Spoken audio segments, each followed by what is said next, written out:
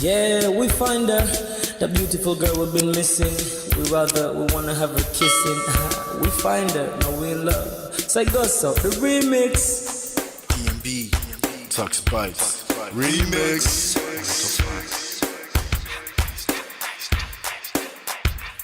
Now if I had to lose you like a bad phone connection, I'd change my game to get a better reception. Sit back, let's start this interaction. Don't fight the feelings, just a chain reaction. Your heart won't give it the wrong instructions. Like my GPS, yes I got the right direction. We gotta merge together like a road intersection. Last stop is gonna be my love and affection. I ain't like the mother dudes, they wanna call you shorty, but I'ma call you a beautiful girl. I took your picture home, my mama saw it, she's a very, very beautiful girl. I wanna put you in my video, cause you're so beautiful. You're a beautiful girl. So when you hear us in your radio, turn up your stereo. It's beautiful girl. Gotta find a shorty, what's worth of a lady. It's nice but maybe doesn't look like 40. It's taking a little time. I wasn't seeing no signs, any traces of my baby. Who's gonna be my baby? But I thought I'm gonna take my time. Within it took a long fine eye. I saw a shorty passing by. She's got this very pretty smile. It was right at the bus station. I tried to make a conversation, holding her arms, feeling so tough. I felt the sensation. It's been a while that I've been trying to find a beautiful girl. And now I realize I found me a beautiful girl. She's a model, she's so fine. I just wanna take it by. Beautiful girl. Sparkling eyes are killing tight. I found me a beautiful girl. My wish came true when I saw you, girl. God must have blessed me with your beauty, girl. Looking so right from your head to your toe. Shaped like a cocoa bottle with a smile of a queen. My queen to be, you my destiny. Got a body of a goddess, such a beauty, I'm impressed. And I'm never in distress. Come on over and be mine. Been searching for a man and now all the cats keep looking to mine. With a sexy walk and a sexy talk. She must be from a planet called the sexy world. I know I ain't tripping, better yet I'm thinking put a ring on the finger. We look good together. Take your place in my heart. With your beauty I'ma say that I'll never turn away. Who would think I'm in love? Such the way she smiles at me just really makes me weak. The way she speaks to me just really make me go so weak.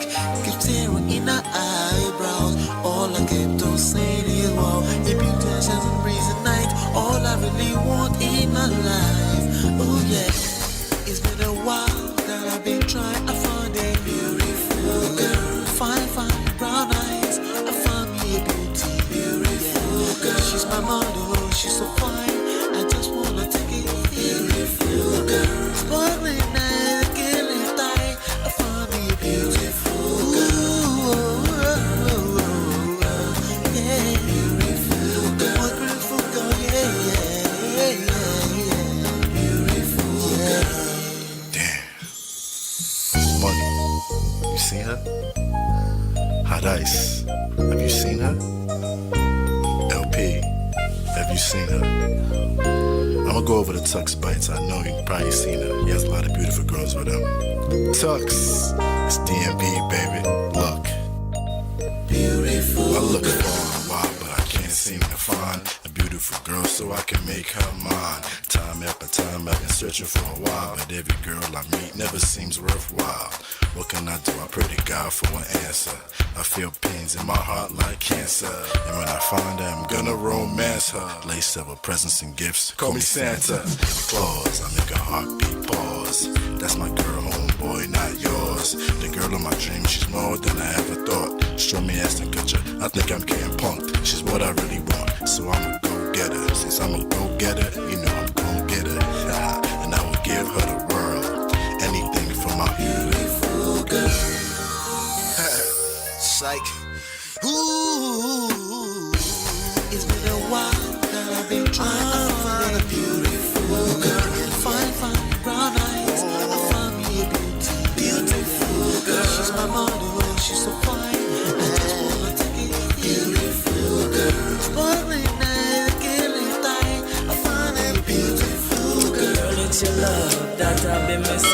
all your hugs, your touching and kissing. Make love on the floor, the couch in the kitchen. One love enough, we done enough. Man of prestige. Ha! Now this guy win. Now you win. Now you win today. Now you win. Now you win. I agree. Man of prestige. Now man you be. I'm sure some people will be jealous now the way I talk about Ola. But I have learned a lot from him. That's why I keep telling you to follow him. If you don't follow Man of Prestige, now you know.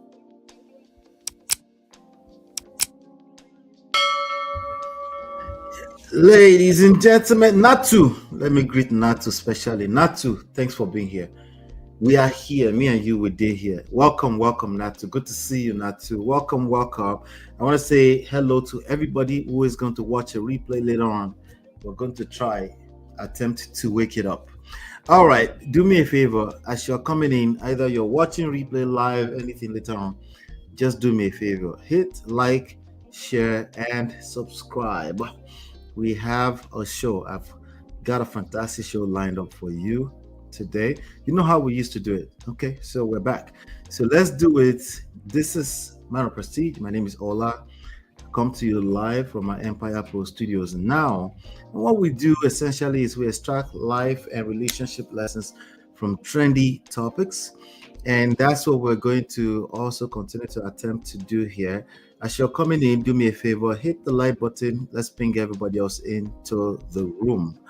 My name is Ola. Like I said, I am one half of a partnership with my wife Ola, and we're just committed to helping relationships out there. We've written 2 books. You can download them for free from manofprestige.com. I want to say shout out to all the sponsors, all the original sponsors. I appreciate you. Mo Fresh, Life with Natu, of course, Adeswa, Film Girl, Open Floor by Tima, D-Love 3000 Yes TV, Chidema, Sparkleberry, Mary Parker, and the brand new ones.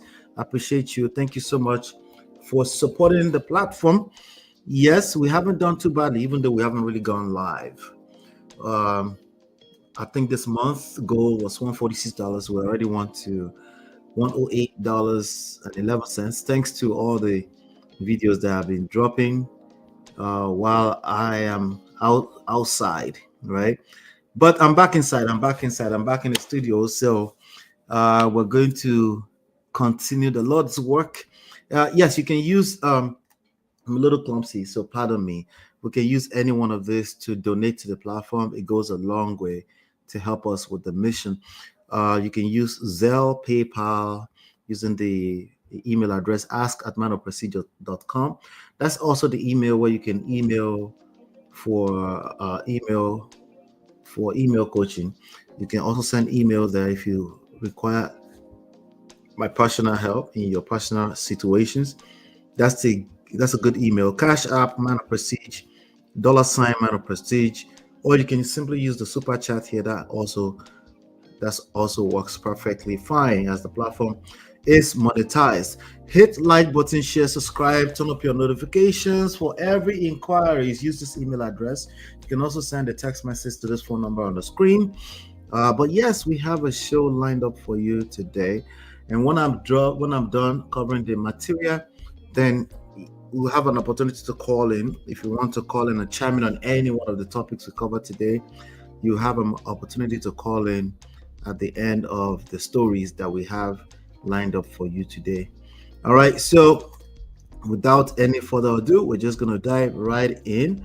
I'll be right back. Hey Prestige fam, show some love to the video. Hit like, subscribe, and share. Are you in Europe, America, and struggling in your relationship? From argument to abuse and trust issues, we're here to help. Lola and I founded Prestige Marriage Academy to transform your story. With 20 years of friendship, 17 years of marriage, experience with navigating the ups and downs of marriage, and personalized coaching, includes 24/7 support. Ignorance is expensive. WhatsApp us at +1 732 305 8577 to book a free discovery session today and take charge now. Don't wing it. Join us in creating the love life you deserve.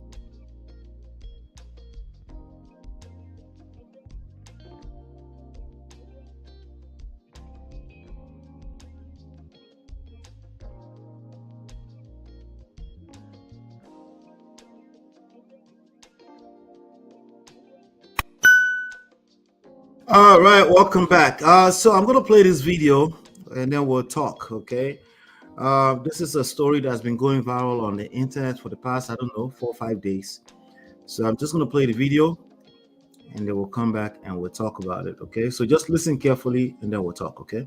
6 weeks ago, I was changing my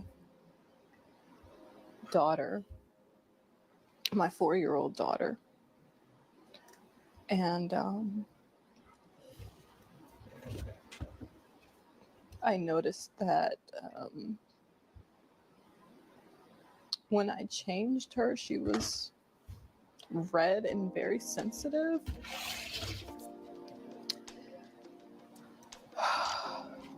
And immediately,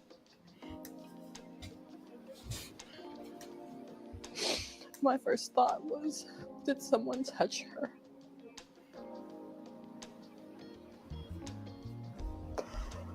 Oh, God. Gosh. Her name is Isis. She's a YouTuber. I asked her, I said, baby, did somebody touch you? And she ended up saying it was Daddy.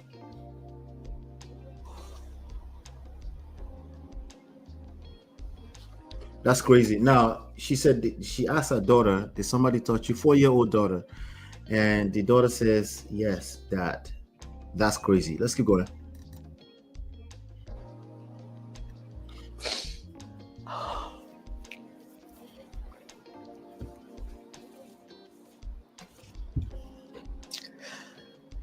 I felt like my world ended on that day.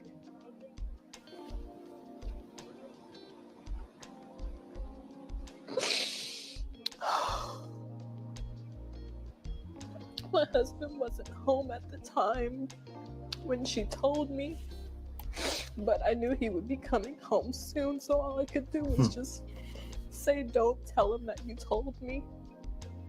And I just instantly started trying to think of how I could get my kids out of the house, because I knew if I confronted him or asked him about it, that he would just lie, and that he would probably just continue to keep doing stuff to her, but just become more covert or more sneaky or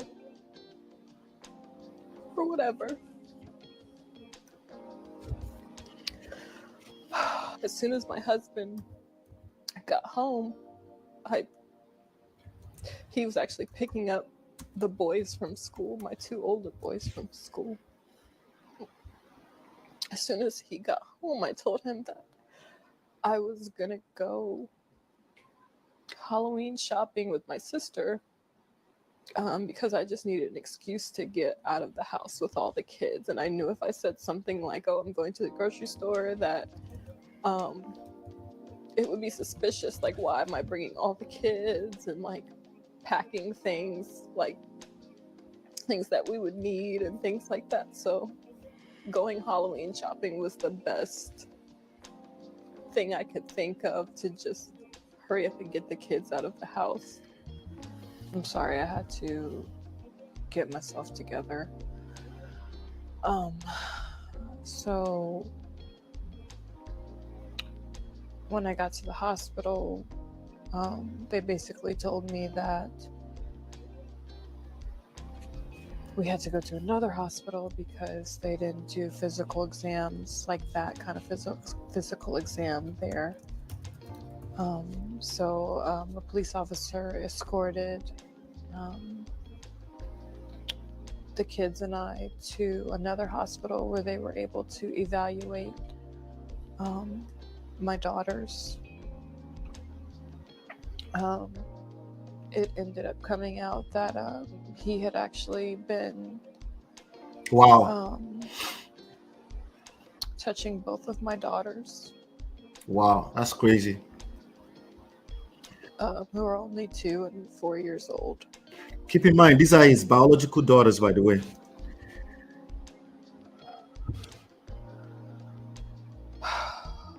Um,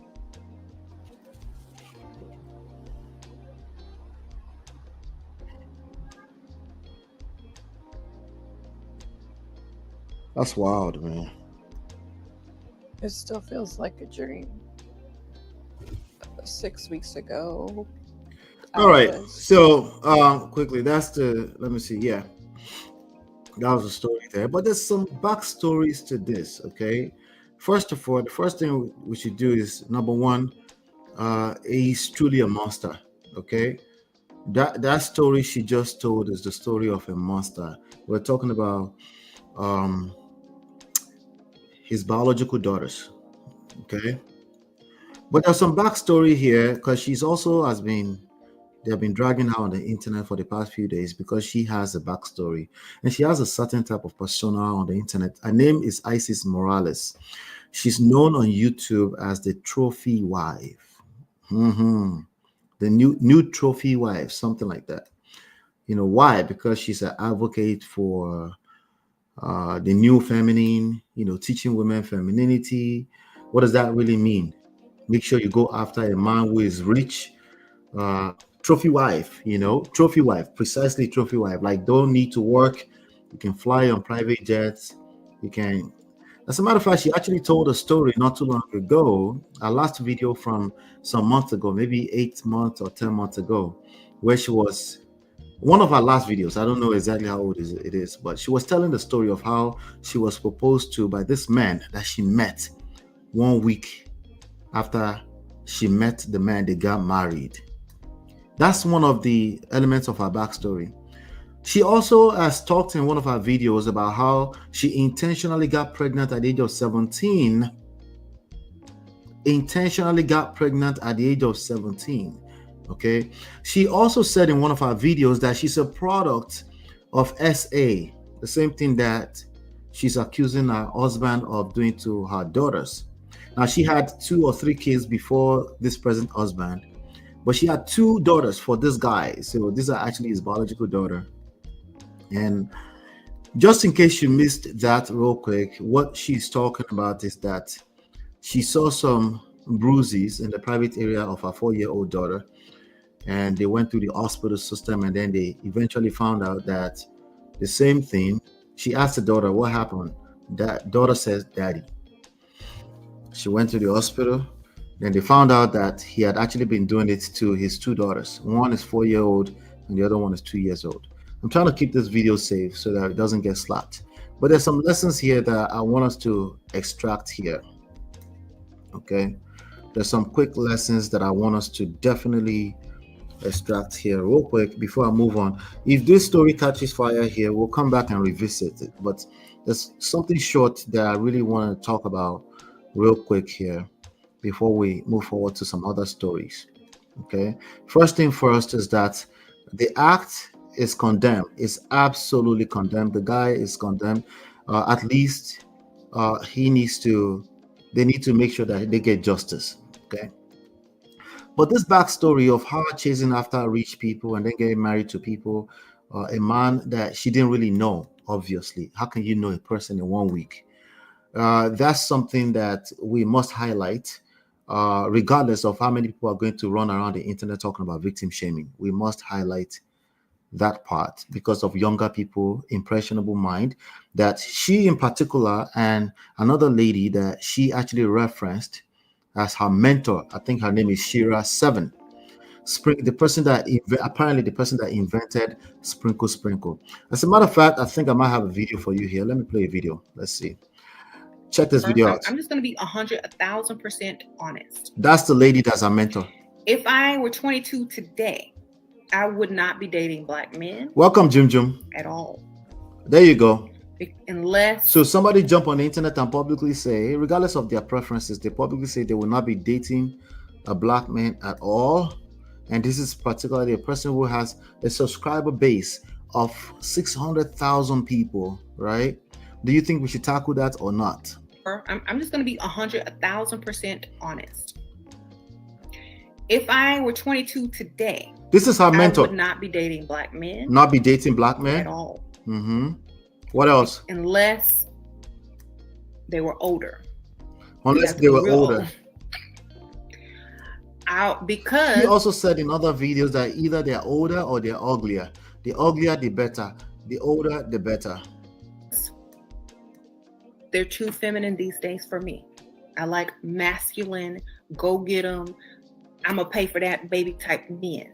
Okay, where you want to go on There's vacation. a place in these conversations where, of course, I coach and teach women to learn their essence, their feminine essence, and learn how to use that, right? To facilitate healthy relationships, not just a selfish thing, right? But I mean, can we say this is a direct effect? We can't say that because a monster is a monster. But it's worth highlighting that this is where she's coming from. A couple of other things that she mentioned. Well, by the way, she started to raise some GoFundMe now. By the time she married the guy, she said our lease was getting over, and she told the guy that she needed a place to stay. And one thing led to another, and somehow she got a big ring. Anyway, sprinkle, sprinkle, drizzle, drizzle.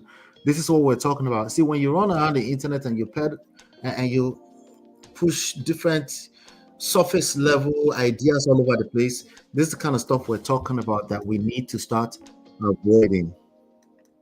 Okay, and we need to start talking about them because again, there are grown women and grown men with impressionable mind that will take some of these things and will run with it. Particularly, maybe they've done.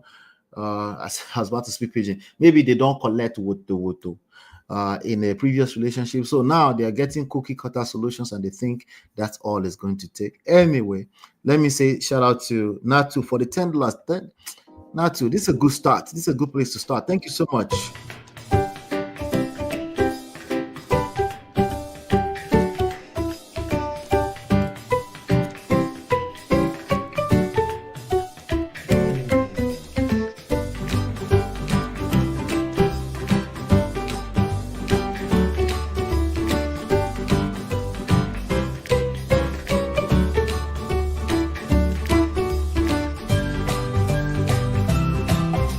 You doing what?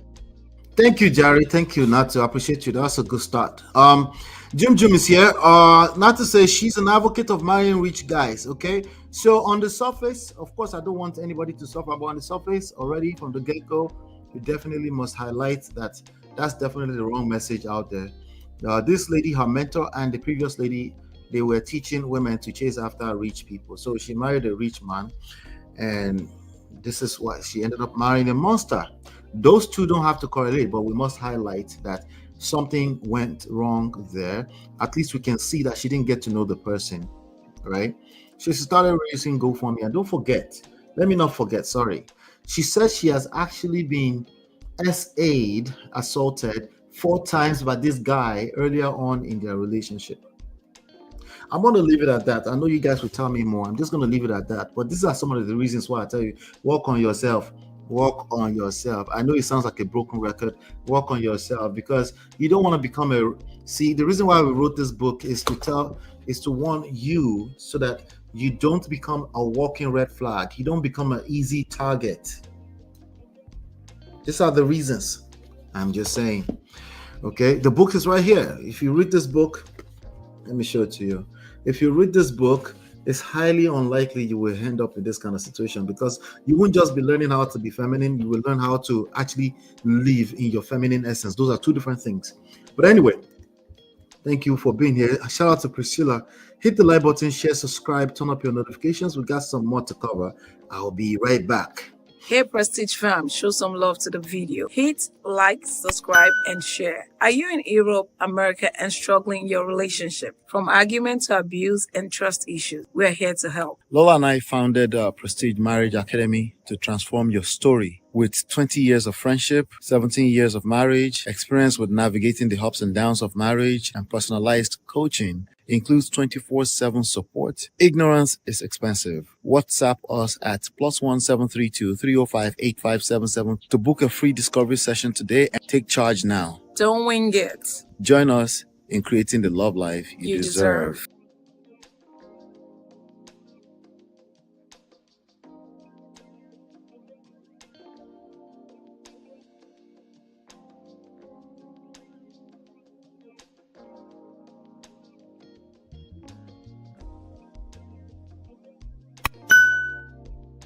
All right, welcome back. So, Eudochie sparks a heated debate in our comment section.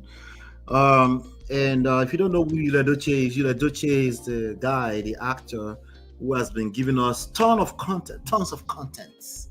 Okay, for the past God knows how long now, maybe 3 years. But as long as there's lessons, somebody said, "Don't you guys get tired of covering Eudochie?" I said, "No, you could do all right." Actually, we don't cover him that much. There are channels that are dedicated to Eudochie story, especially now that everybody is celebrating May, the ex-wife to be of Eudochie. Eudochie is a Nollywood actor who, once upon a time, thought he could pull off polygamy, and instantly I called him out here. I said, "This guy is not a polygamist. This guy is trying to flip a side chick into a housewife." He came out and announced that he was he was announcing his second son, sorry, a 2-year-old son at the time from his second wife, and then a few weeks after that, the first wife said, "I know they do polygamy. Her name is Eudochie." So anyway, we've been talking about that on this channel for a few minutes, and there's been some interesting conversations from mostly supporters of May Eudochie. I can see a lot of the people that are coming here because of May Eudochie are not looking to, they're not looking for relationship lessons. Okay, that's just the honest truth, and I'm okay with that. I just want to highlight that they're not people who are students of relationships. So if they end up repeating some of the troubles that people run through, that get into with relationships out there, I won't be exactly surprised. They don't have to though. Okay, maybe they're just not a student of the game, which is fine. I think that's terrible. In 2024, you must be a student of the relationship game. But shout out to everybody who, a lot of people also appreciate the insights and all that kind of stuff. So shout out to you. If you are here because of that reason. A lot of people like the initial analysis, but when I start to point out some things that rubs them off the wrong way, and then they flip. But truth is a hard pill to swallow, so I understand that as well. But why am I talking about him now again? There's a small debate in the comment section. I thought we should address it. It's around polygamy in terms of tradition versus progress. Should we do traditional, or should we be progressive? And I'm going to say a quick shout out to some of the two people that have engaged the conversation in the comments. Shout out to Emperor Ilfe, I think. Yeah, that's the name. Emperor, something like that. At Emperor Ilfe. The person said, okay, this was on the video Queen May Eudochie stand against patriarchy, women's empowerment, something like that. The person said, "I'm from a polygamous family and I don't see anything wrong in it. My mom is the first wife and I don't mind." Let me see here if I can open. I want to read this person's name properly. Okay, Ekereke Joseph, na guy, no wonder. Now my guy Ekereke Joseph. All right, Ekereke Joseph. All right. So he said, I was like kind of a woman. I didn't see a woman saying embracing polygamy. No, not in this time and age. Only a man can do that. It's okay. But anyway, let me finish reading. He said, "I'm from a polygamous family and I don't see anything wrong in it. My mom is the first wife and I don't mind practicing polygamy too." Okay. Now, from the picture I just saw, Ikereke seemed like, he looks like a young man who hasn't really experienced, if he's experienced a woman, barely a girlfriend, but it's okay. Practicing polygamy too. It's not about the year or era. It's not about the era that we're in. See how I just said 2024? You say, forget all that. Okay, that it's not about the year or the era and time. Not everybody will be influenced by the Western culture. Okay, he didn't put a question mark, but I'm guessing he's saying okay to me. Okay. So let me do a quick shout out. So now there's another person. This person's name is Enietta Wood. Let me see the real name. The real name is Enietta Wood, exactly. Shout out to Enietta Wood. She's a woman. Sounds like a woman name. My father would have been over 100 if alive, and he never believed in polygamy. He was well educated I'm very open-minded. Okay, so somehow Enieta is associating open-minded and education with a person that doesn't believe in polygamy. I don't think they correlate. I don't think there's a let me say that carefully. They tend to correlate, but not necessarily all the time. Let me say it that way, But from the statement, it's obvious that she's not for polygamy. So I completely understand it. Shout out to Uncle Beno. All right. So then I asked her, I said, "What? So do you think polygamy is wrong?" So because again, I don't want to assume. Okay, and that's some of the stuff I teach. Don't make assumptions. No matter how obvious it sounds that you know what that person is talking about, try not to make assumptions. So I said, "So do you think polygamy is wrong?" And she goes, 100% yes. And then she goes, "I don't mean to be rude." No, you're not being rude. I don't see the rudeness yet.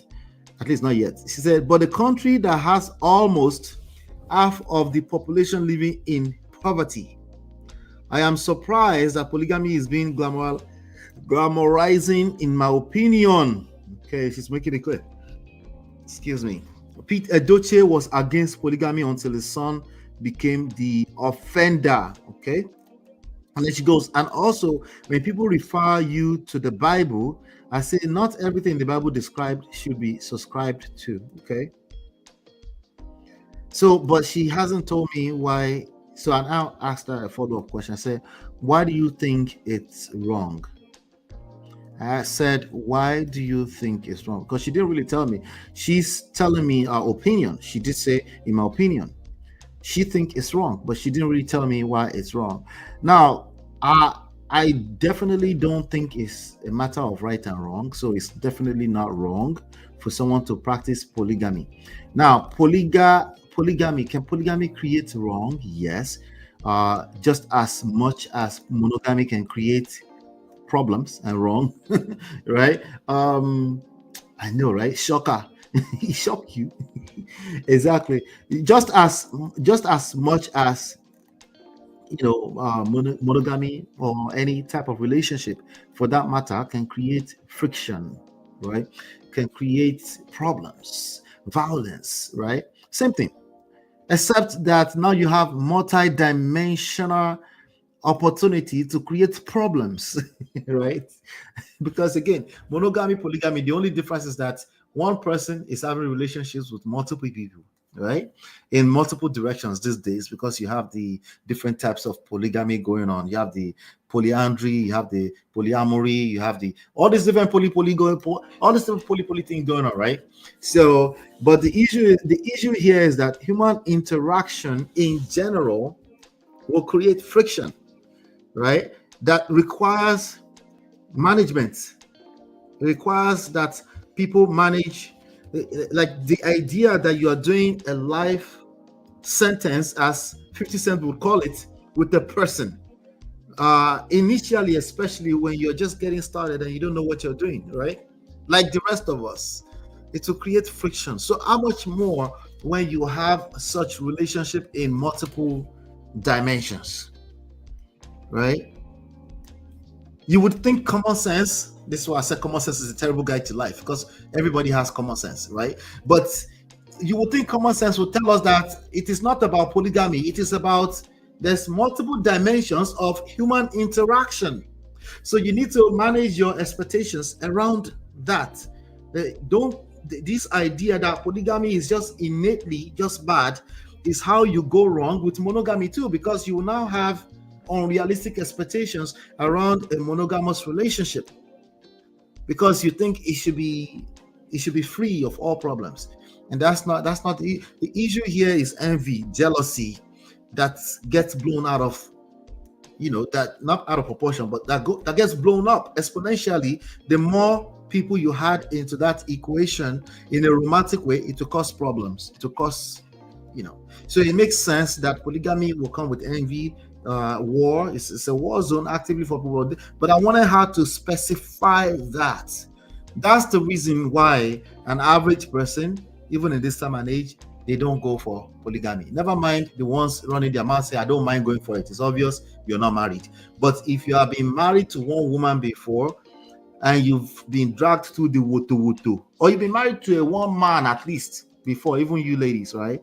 You know that the last thing you want to do is drag more people into that equation without knowing what you're doing, right? Now, with certain religion, with certain context, because of the rules guiding them, they might be able to pull it off because everybody is subscribed to that same standard, right?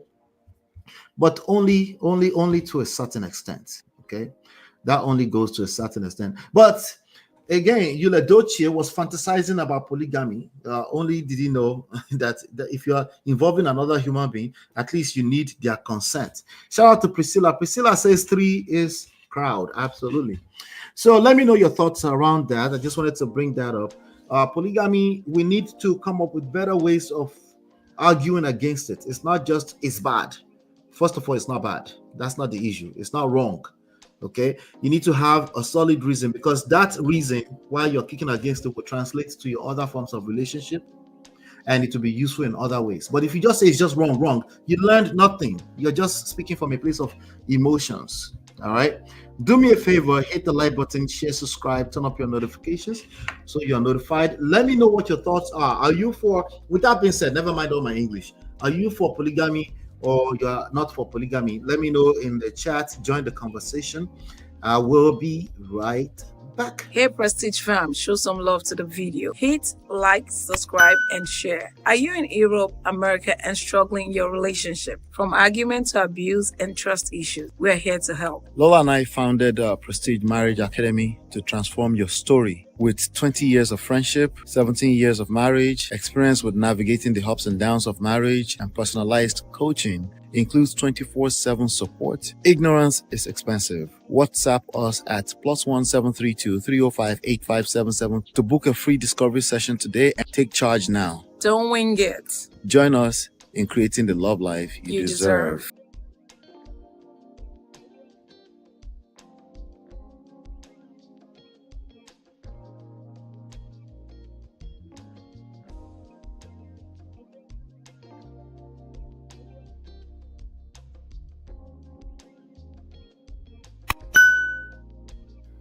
All right, welcome back. So let's talk real quick. I want to take a quick minute to talk about how to make your marriage work. Okay, if you're struggling in your marriage, your relationship, your love, this would be a good segment for you. I want you to listen carefully. Okay, now how do you make your marriage work? Well, first of all, you have to work. The marriage is not a human being. The marriage is a function of the humans in it. Right? So if the humans in it, if they work, the marriage will work. Well, work, what do you mean work? Like hard work? Exactly what? Well, work, it depends on what we're talking about, right? It varies. But I really wanted to tackle this conversation because I see, I had a client that asked me a question around it. And the person had been struggling for about 3 years straight to make their marriage work. And she feels as though that she is the one doing all the work, and she's given up. She said the marriage is not working. If the marriage is not working, it's not working. Just move on, right? Yes, I actually agree. I agree. If it's that simple, just move on. But of course, after a couple of questions here and there, fact finding, all of this, all of that, what's the goal? Because that's one of the exercises that we take people through. What is the goal? What is your goal? This is the part that most people struggle with. They tend not to have a specific goal. It's almost like after having a conversation with them, it's almost like it's like they're expecting a good marriage to just fall out of the skies. Kind of like the first 2 years of the marriage, right? Kind of like the first 2 years, or maybe first 6 months, or maybe the first 1 year. They just expect it to I was in love with you. I trusted you. How dare you, right? So now suddenly the true color of that person shows up, right? Because everybody shows up with their representation in the beginning of any relationship, right? They put their best foot forward. You fell in love with the idea of being in love for the rest of your life, happily ever after, right? And then before you know it, real life kicks in. What is real life? Human beings. human beings are flawed. No, there's no perfect, yes, including you. There's no perfect anybody in the world, right? And the funny thing is that she actually led with that. I know, I know I'm not perfect, oh, but. No. There's no bet. You're not perfect. Full stop. End of period. Space, right? Blank period, right? But I get it. Like, okay, so the idea here that I really wanted to share with you here is that marriage does work, but it only work if you work. Okay, if you embrace the idea of work, similar to how you embrace the idea of work at your day job, because I know it's a little bit easier because you expect a paycheck next Friday or the other Friday after the next, right?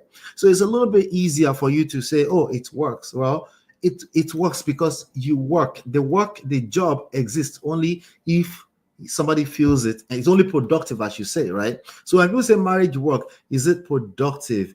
Is it working? Or it's not working, we should just escape and run away from it. If it's that easy, please do it. Simple. Shikina. But there's a but. The conversation usually doesn't end there, right?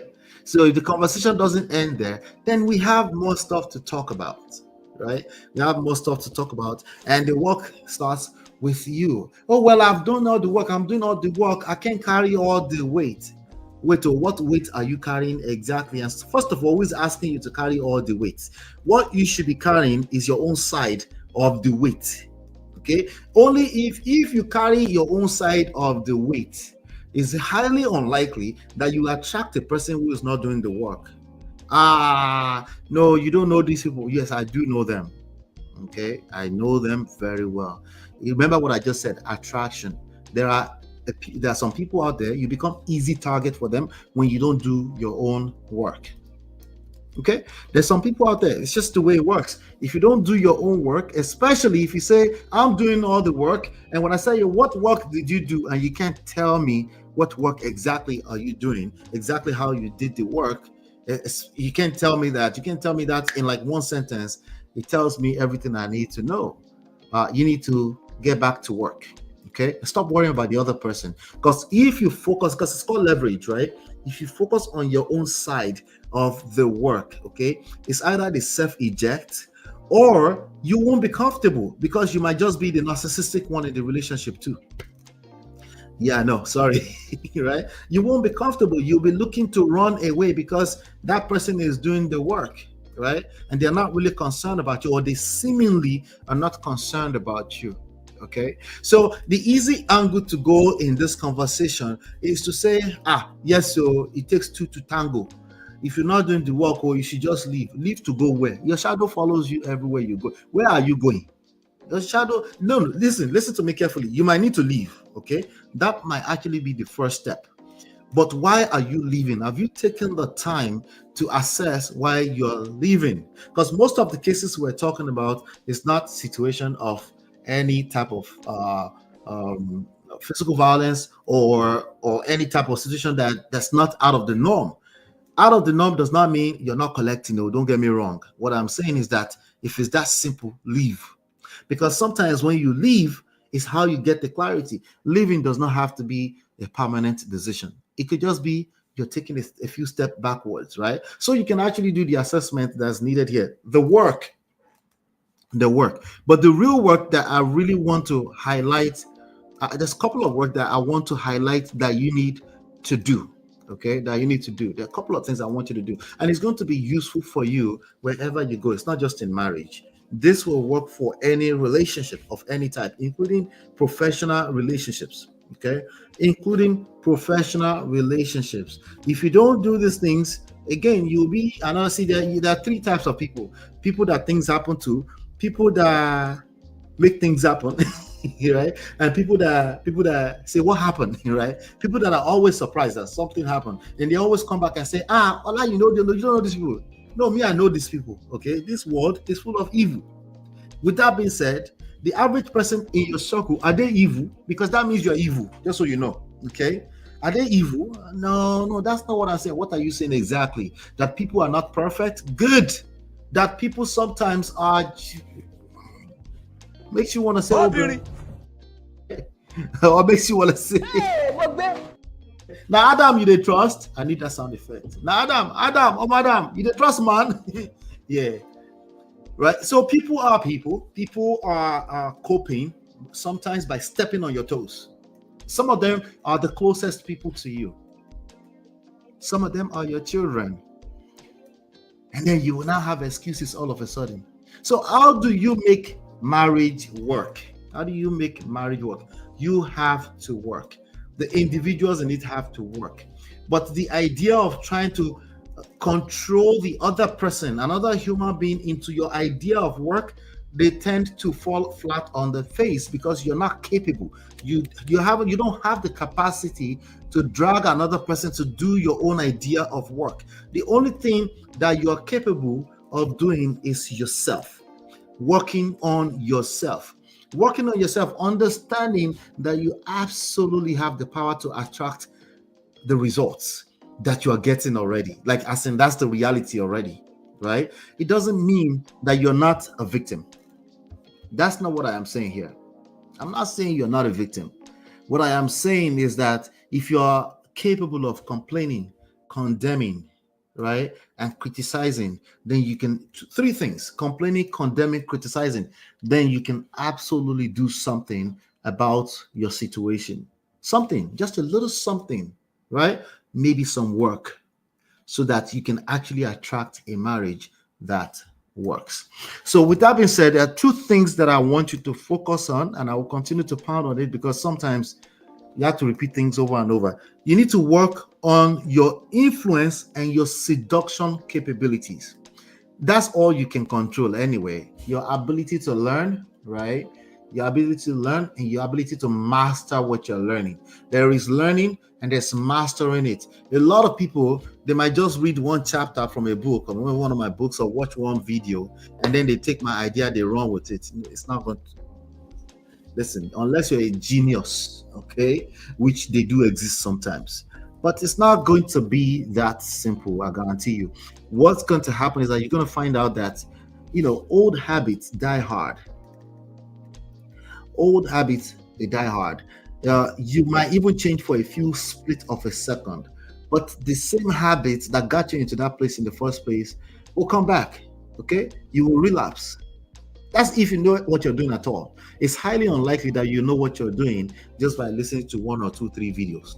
It's very unlikely. You have to practice this, you have to fail multiple times, a few times at least, before you can really start to master, because the patterns is what's going to train you. The examples, right, is what's going to train you. Seeing multiple of like reps, kind of like how you're working out in the gym to build a muscle. That's how you're going to master this stuff. You're not going to master it, but from trying it works one time. If it worked the first time, it's probably a setup for failure, because the second time it might not work, and then you say that thing doesn't work, Jerry. Somebody was just lucky, if you say so. Right? If you say so. Like I said, if what you're doing is working for you, like I've always said, keep doing it. But if it's not working, there are 8 billion people out here, okay? And there are patterns, and you can absolutely learn 1 or 2 things that you can use to improve your experience, particularly when it comes to marriage now. So how can you make your marriage work? Do the work. I know it sounds like cliche, and you know why it sounds like cliche? Because you've never done any work. That's why. Because if you try to attempt the work, there's multiple layers and multiple dimensions to it. But sometimes, if you don't collect first, go listen. I get it. I'm here. All of us have been there. All of us have been there now. We have to collect what to first. But we're always here to guide you to the promised land. Okay, so I ain't mad.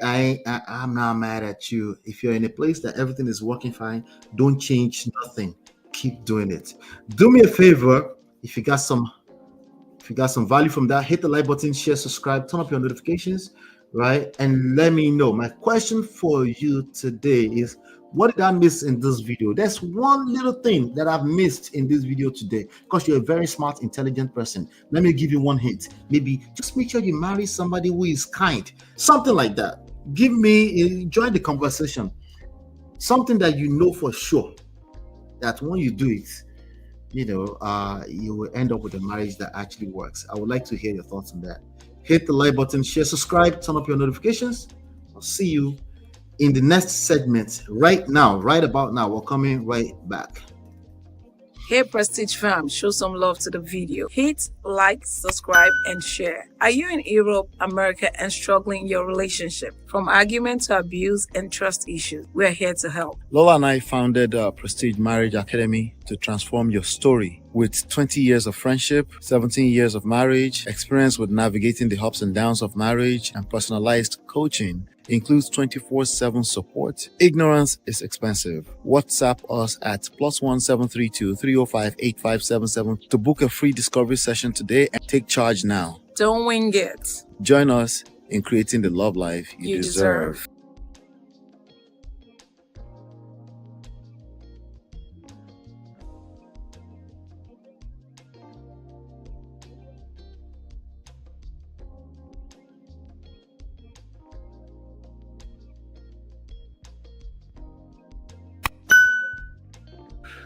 All right, 3 husband tips for marriage. I wanted to share something specific for my brothers today. Shout out to Auntie B. I saw that show she did earlier on today about the UK men. They're struggling in their relationship. Why? Because Oberyn is showing them shiggy.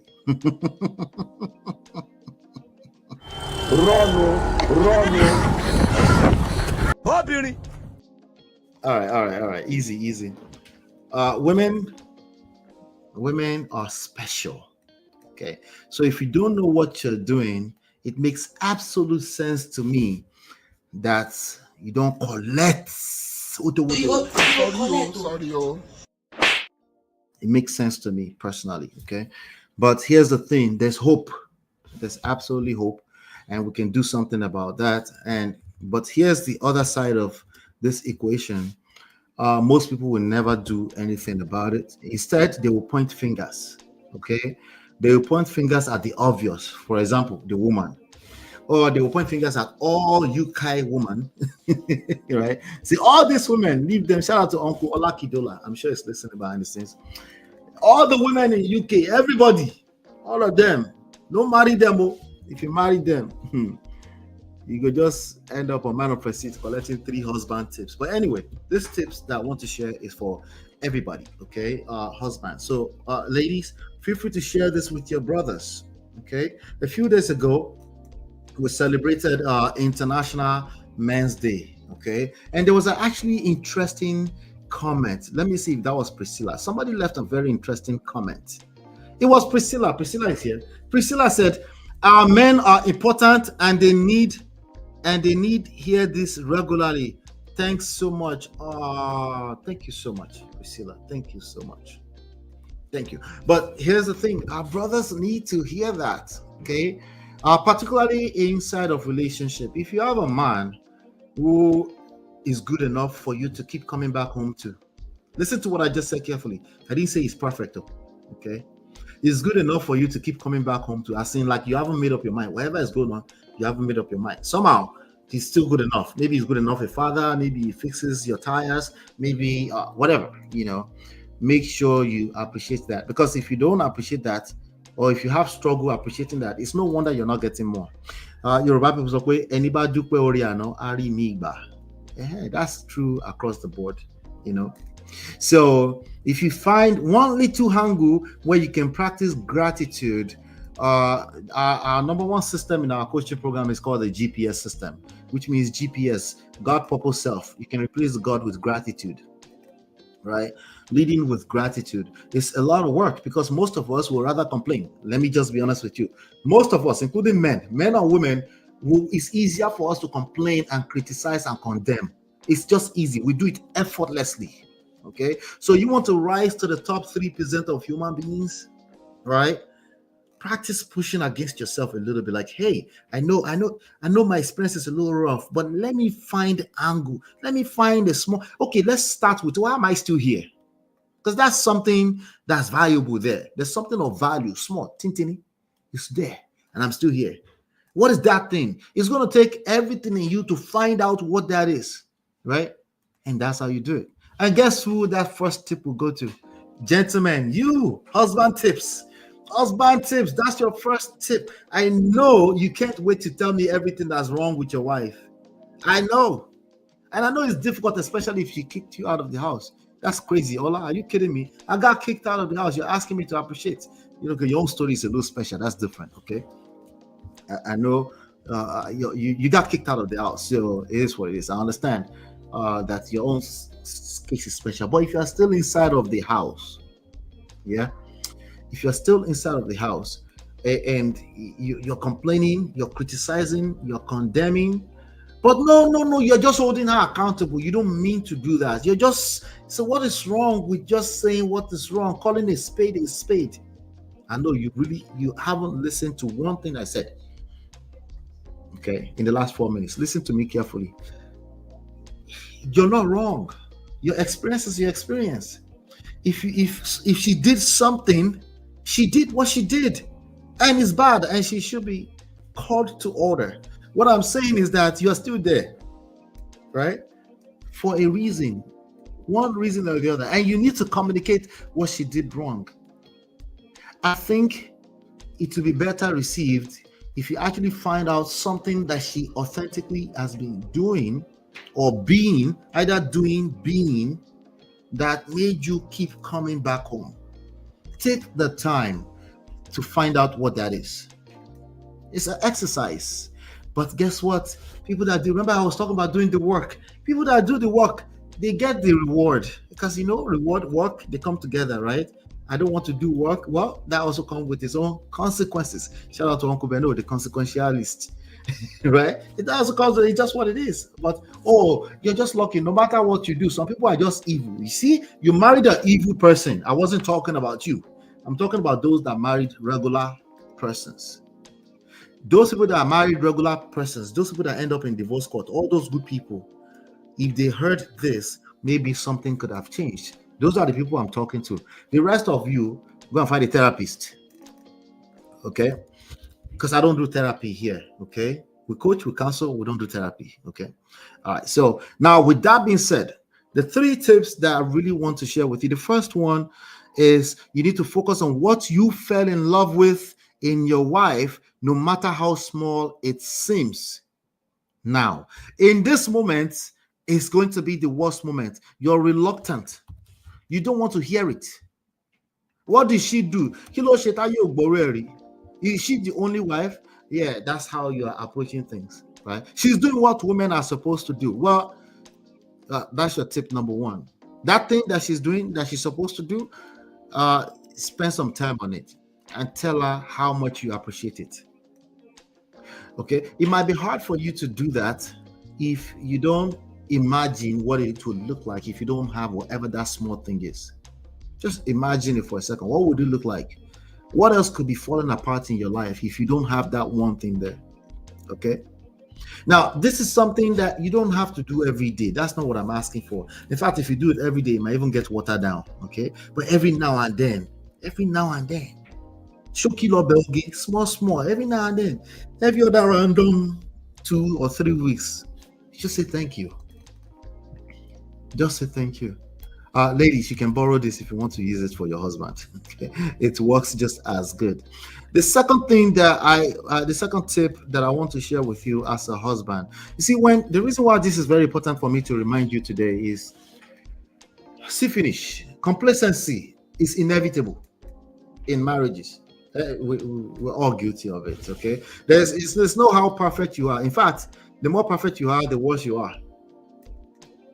Okay, when it comes to this stuff, the more perfect you are, the higher the chances you will be complacent because you have pride.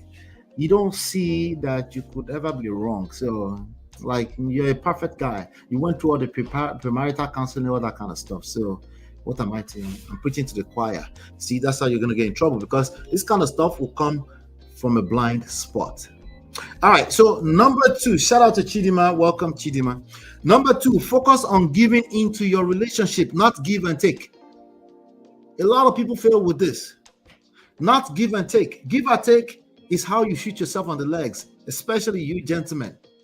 Okay? If you know how sowing seeds and harvesting works, your focus in sowing seasons is not harvesting. It's not, oh, we sow to harvest. No, we already know that. Why are you focused on that? Just focus on sowing and nurturing what you sow and protecting it. Focus on that so that you can harvest multiple times over, multiple folds in due season. Okay, this stuff is in your Bible. I don't know why you don't pay attention to it. In one shape, in one angle, you want to pay attention to the Bible, but in the other side, you don't want to pay attention to the Bible. This is an opportunity to you focus on giving. You go into a relationship to give, not give and take. Okay, that's social media talk. You don't go into a relationship to give and take. Okay, that's the end result. You're focused on the end result, but you're not focused on what you need to do in this season, especially when you have the yearn, you have the urge to complain, to criticize and condemn. You have that urge in you because there are real reasons. So don't get me wrong. There are real reasons why you feel like you need to complain and condemn. You can't stand her right now. She's annoying, and you couldn't tell her. That's even making more annoying, because who's telling their wife you're annoying? But you're catching feelings. You're caught up in your emotions. You're hanging around in one corner here and there. Okay, it takes a couple of hours. Go and drink water, take shower. Right? Do what you have to do to calm down first, but come back to it. Come back to it and appreciate her. Number 1. Number 2, look for an opportunity to give. Look for an opportunity to give. The opportunities are there. You just have to look for it. What do you mean? Why do I have to look for it? Because I remember work. You want your marriage to work, you have to work. You remember that? Exactly. Same thing. Now, tip number 3 that I want to share with you. By the way, ladies, take this to your brothers. They're going to need it. Marriages are falling apart left and right. Some of them are dead 7 years before they actually end up dead in real life. Some of those people can actually still revive situation if you share this stuff with them. All right. Number 3, you cannot give what you don't have. Give to self first. Gentlemen, go and watch that video I did about International Men's Day. Take care of your health. Take care of yourself.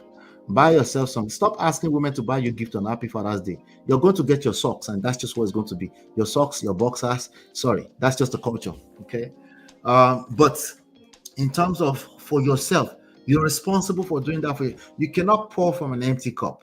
And that's what I want to leave you with here right now. There's about 5, and there's an additional 5 tips that we can give to husbands out there. Okay. And like I said, only intelligent people come here. I want you to join the conversation, add your own tip into the chat, into the comment section as you're finishing this segment. With that being said, hit the like button, share, subscribe, turn up your notifications so you're notified when we go live.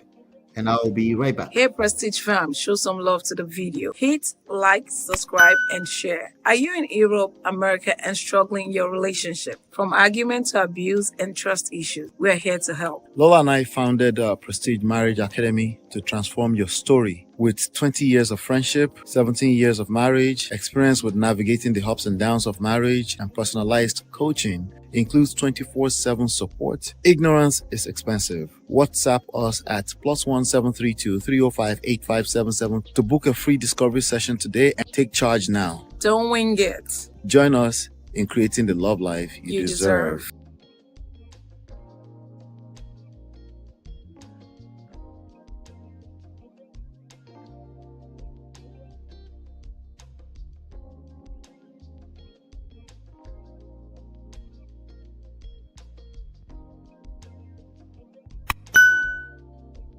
All right, I'm going to play this short video and then we'll come back and talk about it. And by the way, if you want to watch the full video, it's called "We Stopped Our Daughter from Marrying an African Man, and Now This Happened." I'm going to play a short clip of it. There's a lesson that I actually want to extract from it, and then we'll talk about it. All right. And I remember she told me that, Dad, you know, I'm in love with this Kenyan. And for me, it was a shock. For our family, it was a shock. We probably reacted in a wrong way. You did? I probably reacted wrongly in some ways. My wife and I, we cried a lot. We prayed. On February 24, 2024, we covered the story that shook many people, a story about Sylvia and Bichanga. This couple right here, they've been together for years, standing by each other through everything. But today, we are not talking about them. Today, it's about their daughter, Sylvia. When Sylvia told her parents she was going to marry a black man from Africa, they were shocked. So we were very disappointed. They didn't just say no, they reacted with anger. All right, so the first question I have for you right now is that, are they bad people? That's the first question that I have for you before I continue. Are these people bad people? See, I did a segment here. I did a video. I'll see if I can find it. A long time ago, I think I gave like 7 different dimensions that you don't want to cross. But if you are going to cross it, which is fine, it's not a crime to cross those dimensions. If you're going to cross those dimensions, just make sure you know what you're doing. And most people, they're just in love. They don't know what they're doing. They're just crossing the dimensions. Well, some of those dimensions is race, religion, right? Social class, a couple of them, okay? Yeah, so there are real reasons why I advise to avoid doing that, you know. But a lot of people, they just in love, and you know, if you're in love, you're in love. It's emotions, right? Feelings and emotions. But let's keep going. Fear. It was like someone died in our family. Like everyone was crying. Even my mom wouldn't give me a hug. Like they were just so disappointed in me the way I did it. I hid it. They even rejected her proposal. To them, this was unimaginable. They had different dreams for her, and marrying someone from a world they didn't know was not one of them. But Sylvia made her choice. She followed her heart and left her life behind, traveling across the world to Africa alone. She came all the way back to marry the man she loved. I love you very much, and I'm so grateful for your commitment to our love. And it was hard, but we survived and we made it. And thank you for waiting for me. Quitting is not an option. You're the only person that I love, and I will forever love you. That's when life threw her a curveball. Sylvia and her husband Bichanga soon found themselves in a financial crisis. They were struggling, barely getting by, and Sylvia, desperate to support her husband and make their life work, started selling food on the streets. Every day, she would wake up, prepare mandazi, Kenyan street donut, and hawk them herself. One morning, someone filmed her on the street selling food, and that video exploded.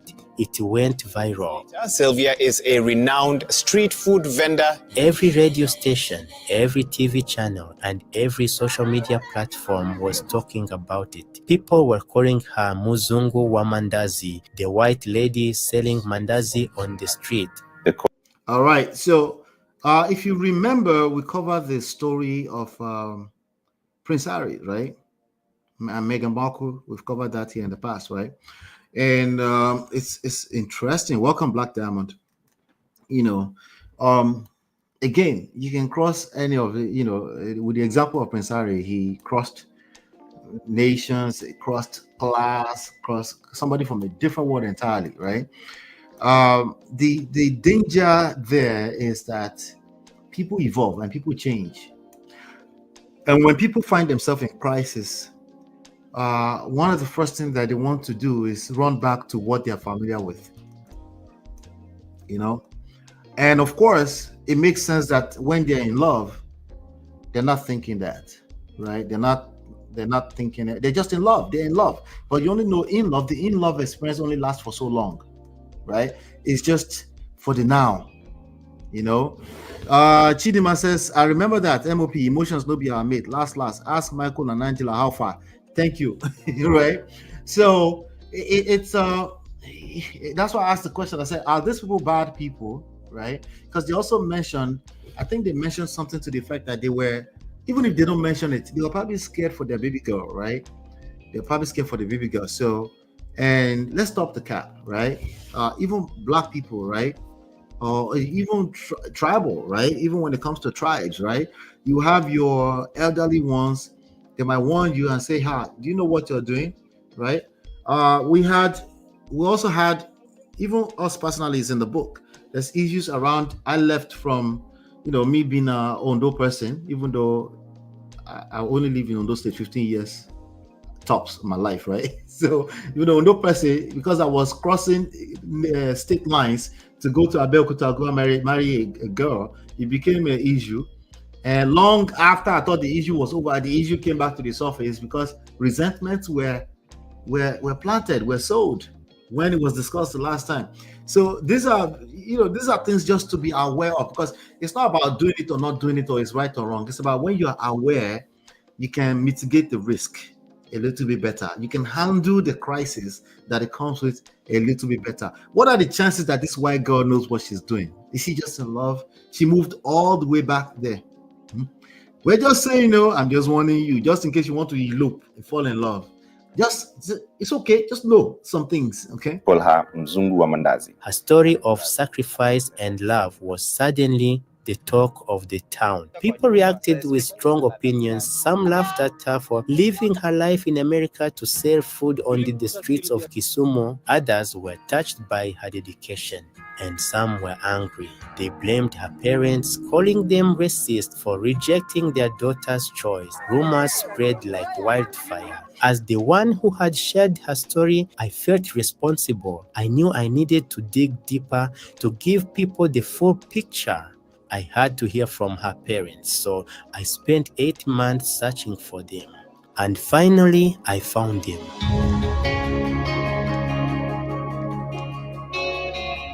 In this video, you're going to hear their side of the story. You're going to hear what it's like for parents who saw their daughter choose a path they never expected. Well, hello. My name is Gerald Miller and my wife, Becky. I have a family in the U.S. We have 3 boys and 2 girls.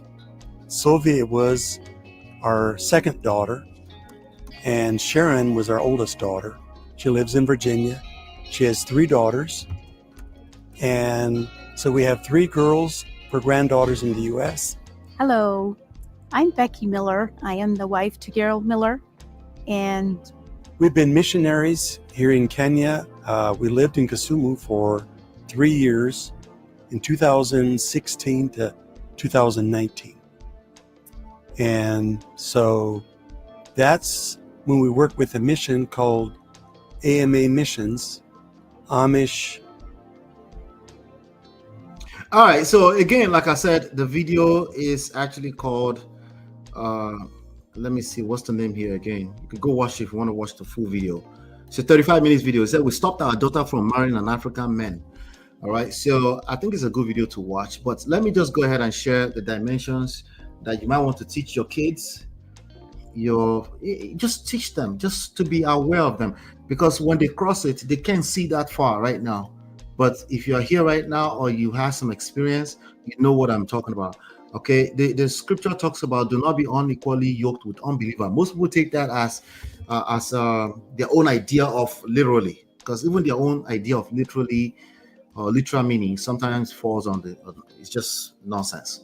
But this is really what it means. Okay, you're going to fall in love and you might want to cross certain lines, and oftentimes the people you fall in love with are people you might consider incompatible down the line later on. Why? Because you don't collect now you say, we're no longer compatible. Yeah, right. But these are the 7 things that I think we should definitely consider. I'm going to put them on the screen just so that we can find this video useful as we move into the future. The first one is religion and spiritual beliefs.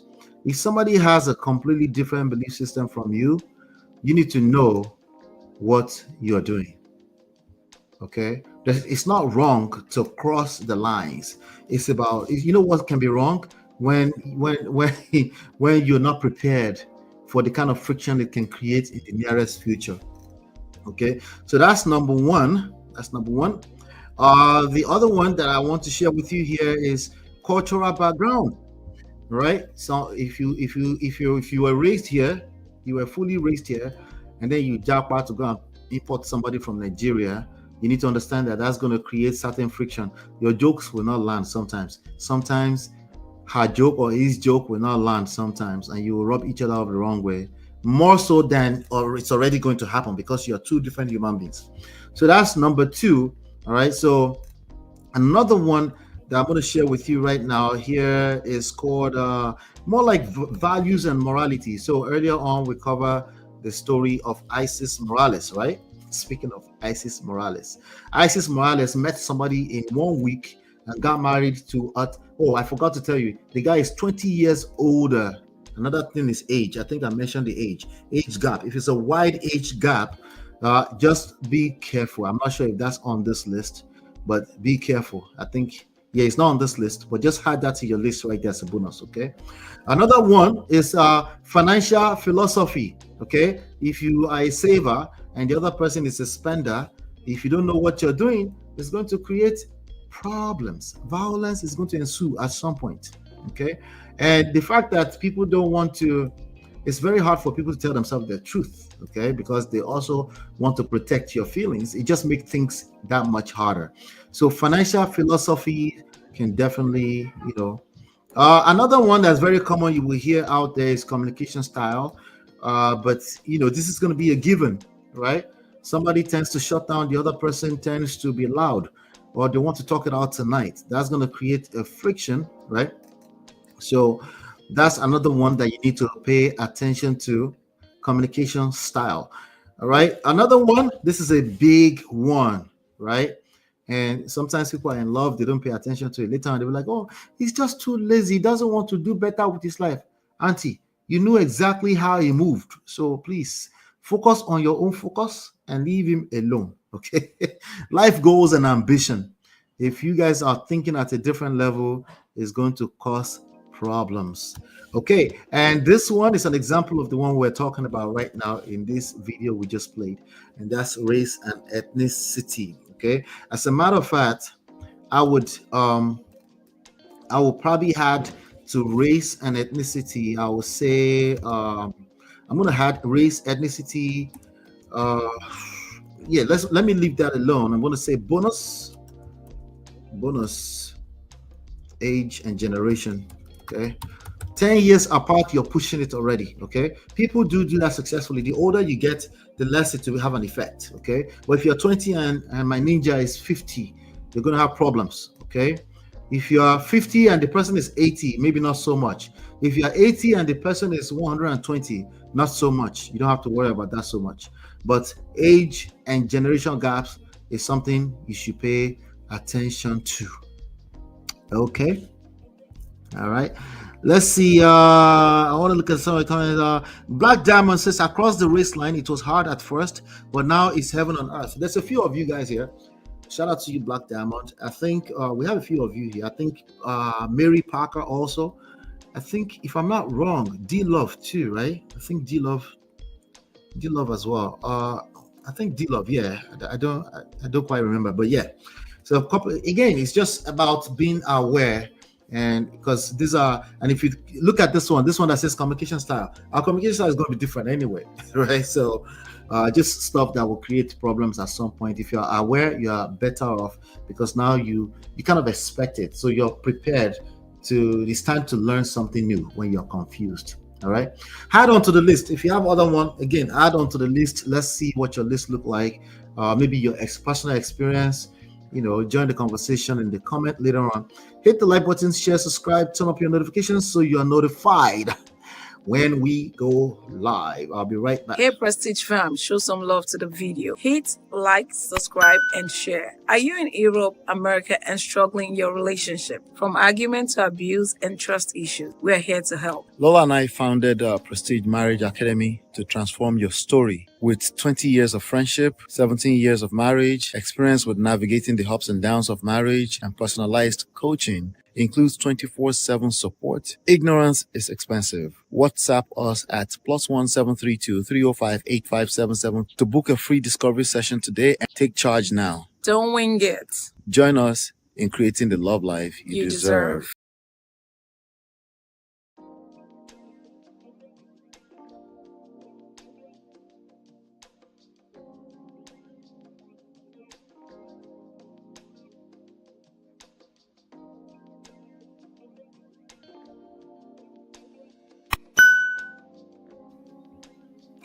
All right. Let's see here.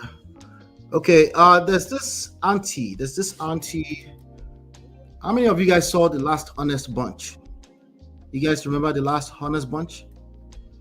You seen it? Okay. I'm gonna play this video, and then we'll come back and talk about it. Let's listen in. Thing is enough to end the marriage. For a younger woman, Yes. who is not experienced, it could. But a more matured me, no. Men don't cheat because they don't love their wives. I use myself as an example. I am an idealist. I try as much as possible to put in 110% into my marriage. I'm very domesticated. I haven't kept a maid for 10 years. I do all my housework, even with my bad knees. I cook. At any given time, I have 22 varieties. I went to a Thai restaurant for 3 months to learn how to cook Thai cuisine. I went to an Indian restaurant for 3 months to learn how to cook. And then I'm doing all this. Then you too, you go still go look to learn how you go make love to the man. You perfect all.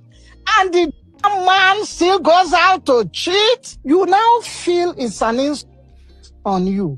You feel there is something lacking in you. You feel inadequate, that you couldn't please him, and you feel very hurt. So a younger me could really, but a more matured me, no. I have a lot of cousins, male cousins, and I used to seek their opinion. He said, Rosalie, if you know how the girls and they chase us too, they don't let us rest. Even when you turn them down, you turn 1, 2, 3, you go come see one when you see the KB self too. They for back, Bobby, they for front. It's okay, Kisha, welcome.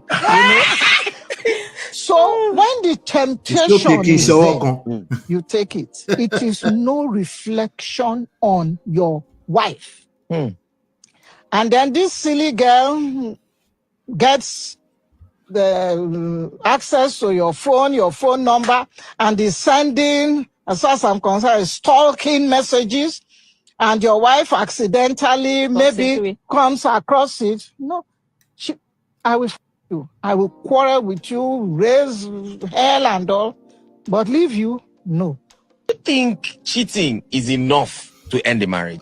So do you guys agree with her? Do you agree with her or you disagree? Let me hear your thoughts. Let me see your thoughts in the chat. Do you agree with her? First of all, maybe answer the question too. Because Nedu's question is a good question. I think it's going to be an ongoing conversation as always. Some people, instead of them to answer the question, they just swear up and down. It will never be me. Okay, I more. We don't know. D-Love, we heard you. It will never be you. D-Love always say, it will never be me. I don't care. I hear you, okay? But in general, is it enough to end a marriage? Let me see. If she likes it, I love it for her. That is a loaded answer. Stop it. Stop it. Stop the cap. That's a loaded. That's a loaded answer. What do you guys think? First of all, if you watch the whole episode, what do you guys think about the episode? For me personally, watching that episode was a lot of brain work for me. I understand her, where she's coming from, but it was a lot, especially, in fact, let me see if I can play. I want to play the the intro, some of the things she said in the intro was she talked about submission as well. Yeah, she talked about submission. Let me see if I can pull that up real quick. Let's see.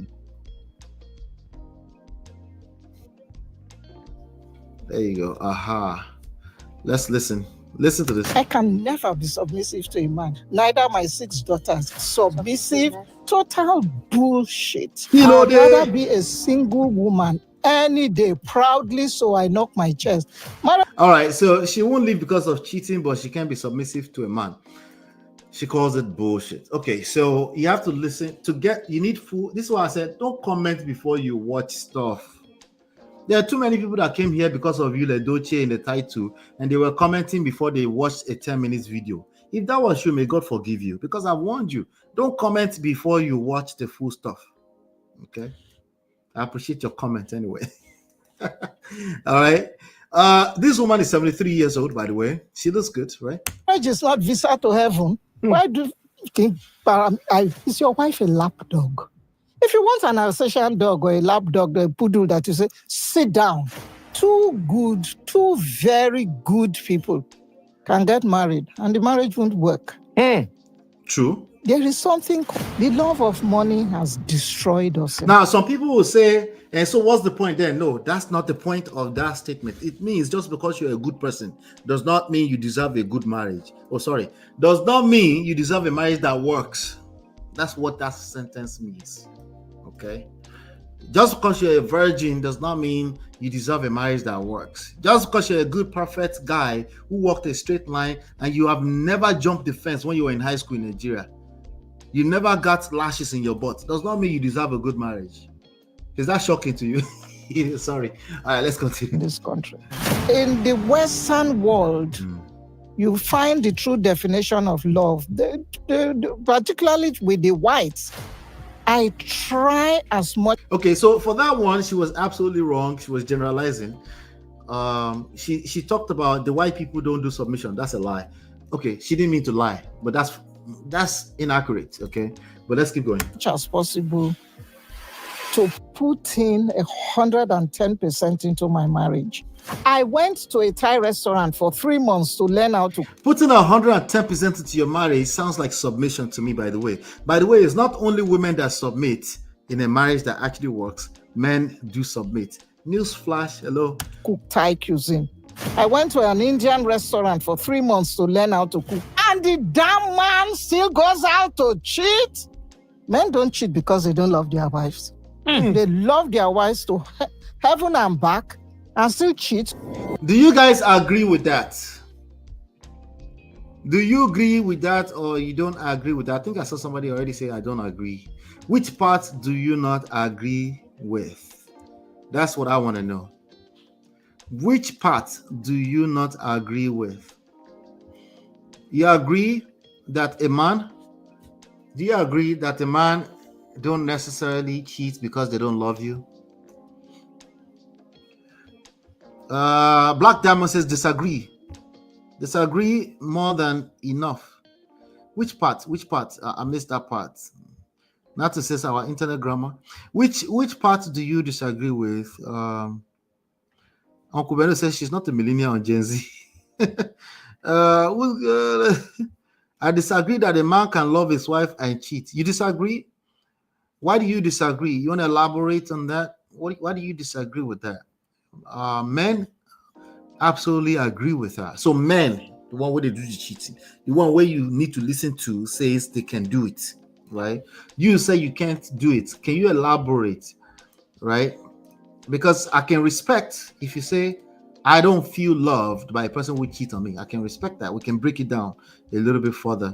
So I hope she goes to Olosho to learn how to do Wahala daily. Listen.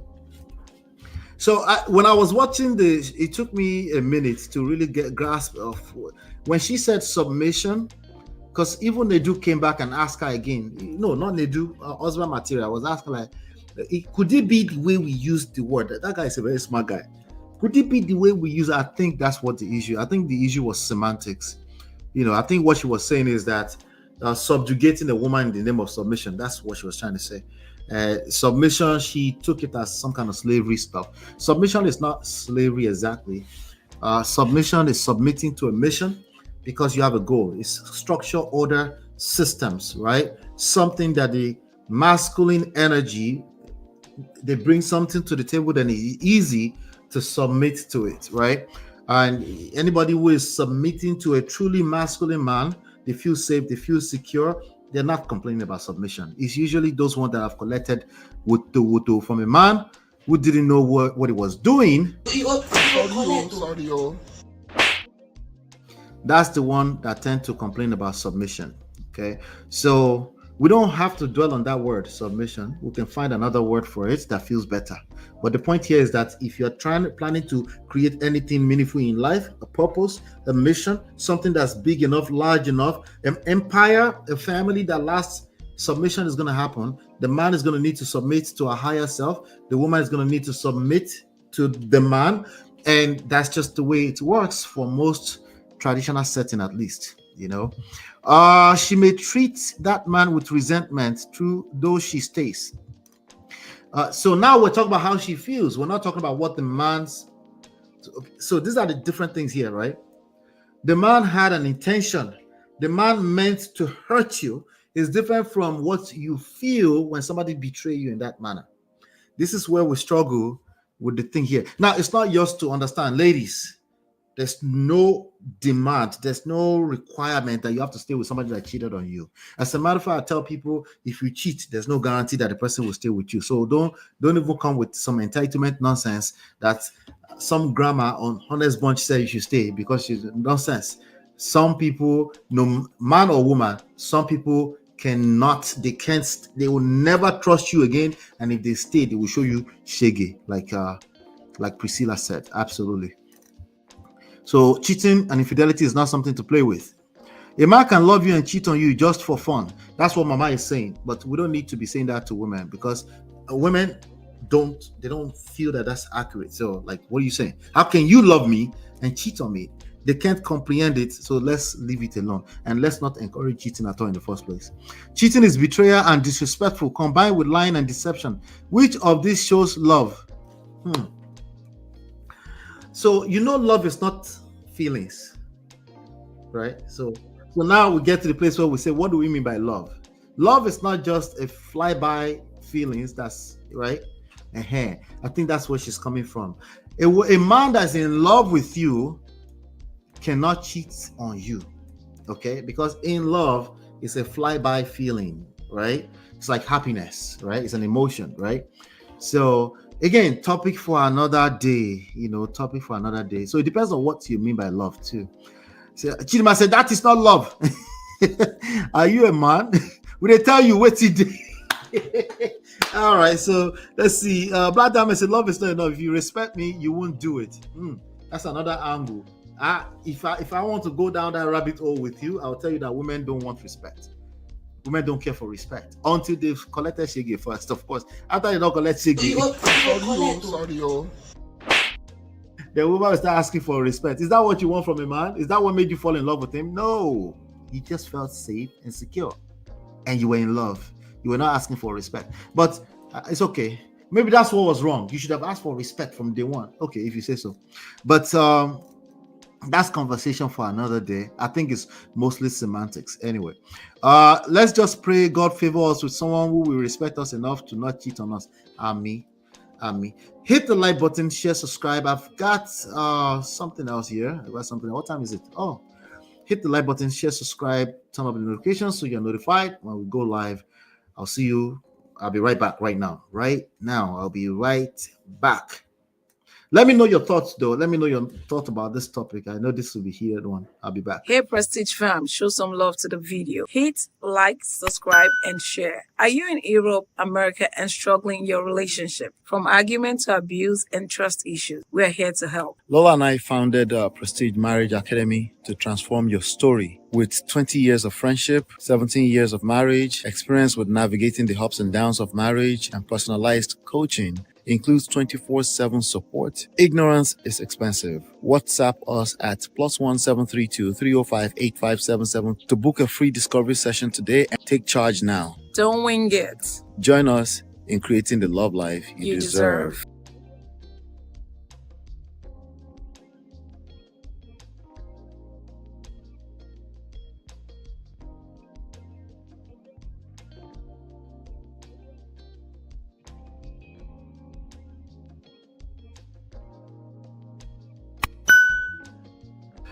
All right. Welcome back. Let's talk about EDOCHIE's hidden life exposed. All right, so there's a lot of crazy rumors out there. Majority of them are not true. A lot of YouTubers are manufacturing stories out there. I am more than 90% sure that a lot of these stories are being manufactured just to get YouTube views. But I thought we should address it because these are real things that actually happen as well. Apparently, he was building a secret mansion somewhere. Yeah, he was building a secret mansion somewhere. Go figure. That's what they claim. They said UL was building a secret mansion and somehow he got caught. Now, if you don't know who UL is, EDOCHIE is a Nollywood actor who was trying to practice polygamy by force by fire, but the ex-wife, EDOCHIE, she said, nah, I'm good. She said, nah, I'm good on that, basically. All right. So, unfortunately, he decided to go on the internet to troll himself, troll his family, to try to flip the narrative around us, but he did not work.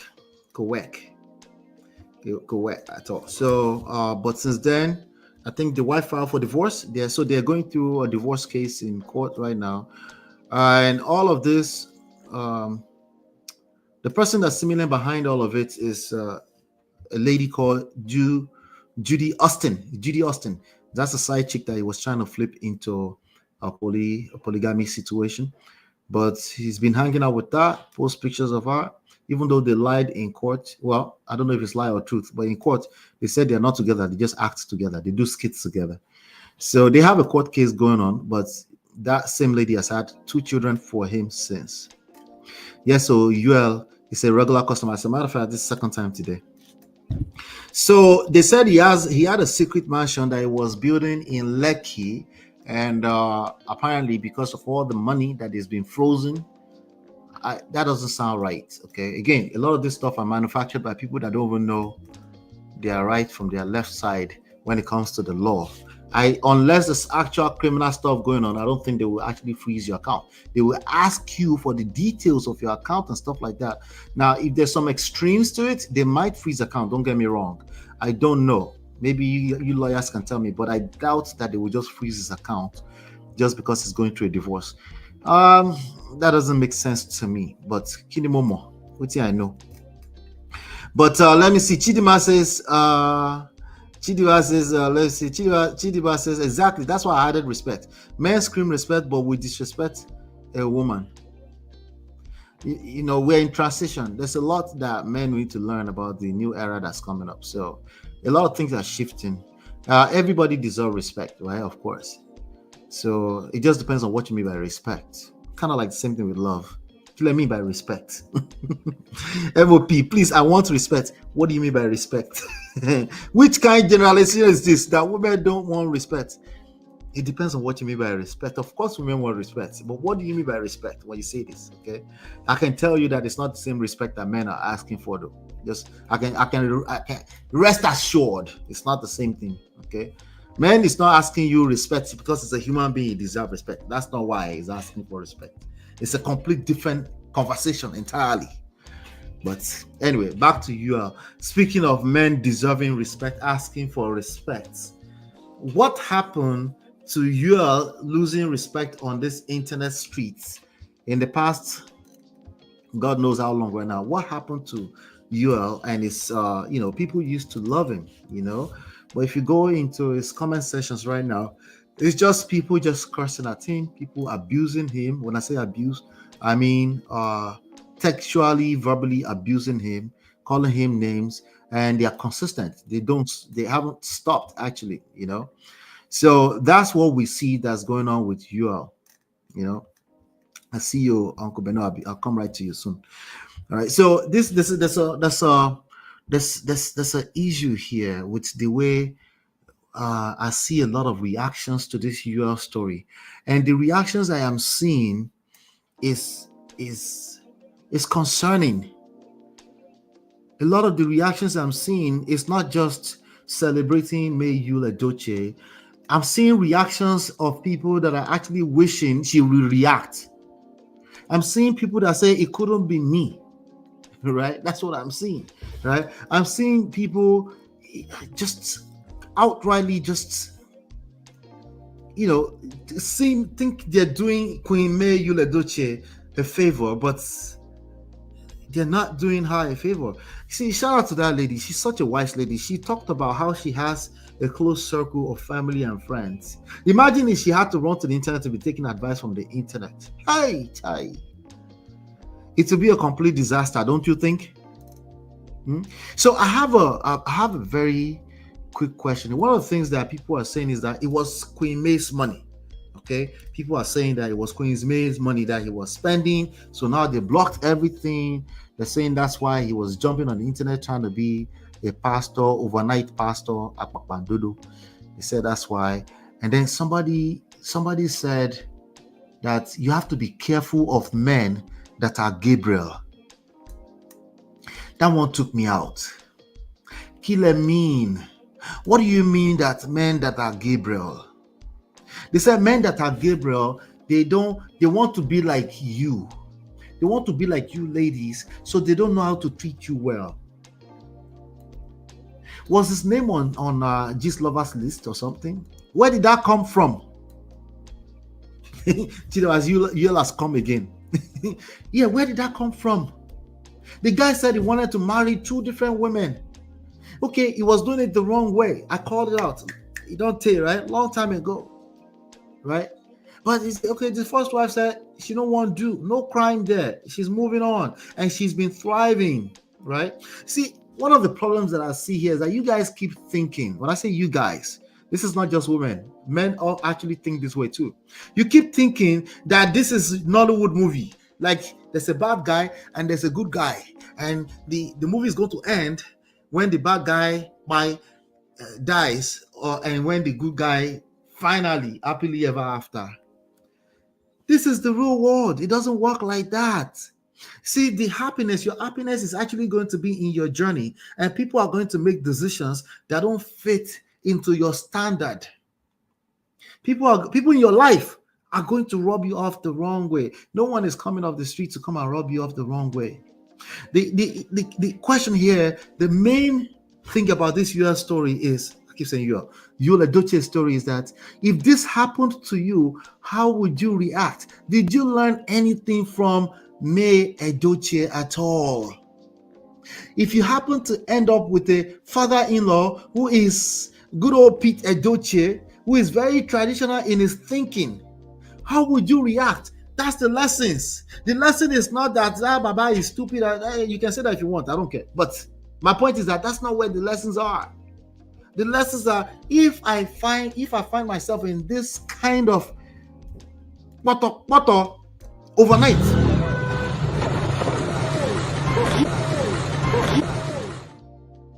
mistakenly, how would I react? Am I prepared? Right? Or you're going to yield to the easiest things for all of us to do, which is, the easiest thing for all of us to do is criticizing, complaining, condemning, right? We have good reasons to do those 3 things. There's always a valid reason. Like, for example, Yul dragging his whole family, trolling his whole family for months now, and losing a child in the middle of it and still not borrowing himself any brain, right? Because I remember we did a session, we said, did he hit rock bottom yet? I said, we don't know. Some people will never hit rock bottom in this life. So we know what he did, right? We see as far as what we can see on what he did, right? But the question here is that is that the end of the world for you if you find yourself in that situation? Or you will pick up the pieces, let the lawyers do what they do. Shout out to Queen EDOCHIE, right? Queen May, right? Let them do what they do and pick up the pieces. Do you know how difficult that is? That's probably one of the most difficult things she's ever done, ever in her life. Because she's human like the rest of us. She probably felt the need to say something, to jump out there. These are all lies. She made a few statements, right? But they were very precise, concise, very clear. She was just saying, hey, protect our family, right? She did be God judge or something like that, right? She made those 3 statements and she never went back to it. You barely can find any statement she made. The only thing you find is that, oh, her friend said this, her friend, who cares? I don't. I know you care. It's gossip for you guys, but it's not for me. Okay? For me, first lesson. I don't want to be a Yul Edochie. If I want to practice polygamy, which is not wrong, there's a proper way to go about it. If I mistakenly fall into a kwekus and there's a side chick or something, I'm not just going to flip it over and then just accept it as polygamy. No, it's not going to be that simple. As a matter of fact, the person that was a side chick is probably not a wife material. They probably should stay that way. Maybe even demote them, right? Demote them from side chick, right? Maybe that's what they should be doing, right? Hold on one second.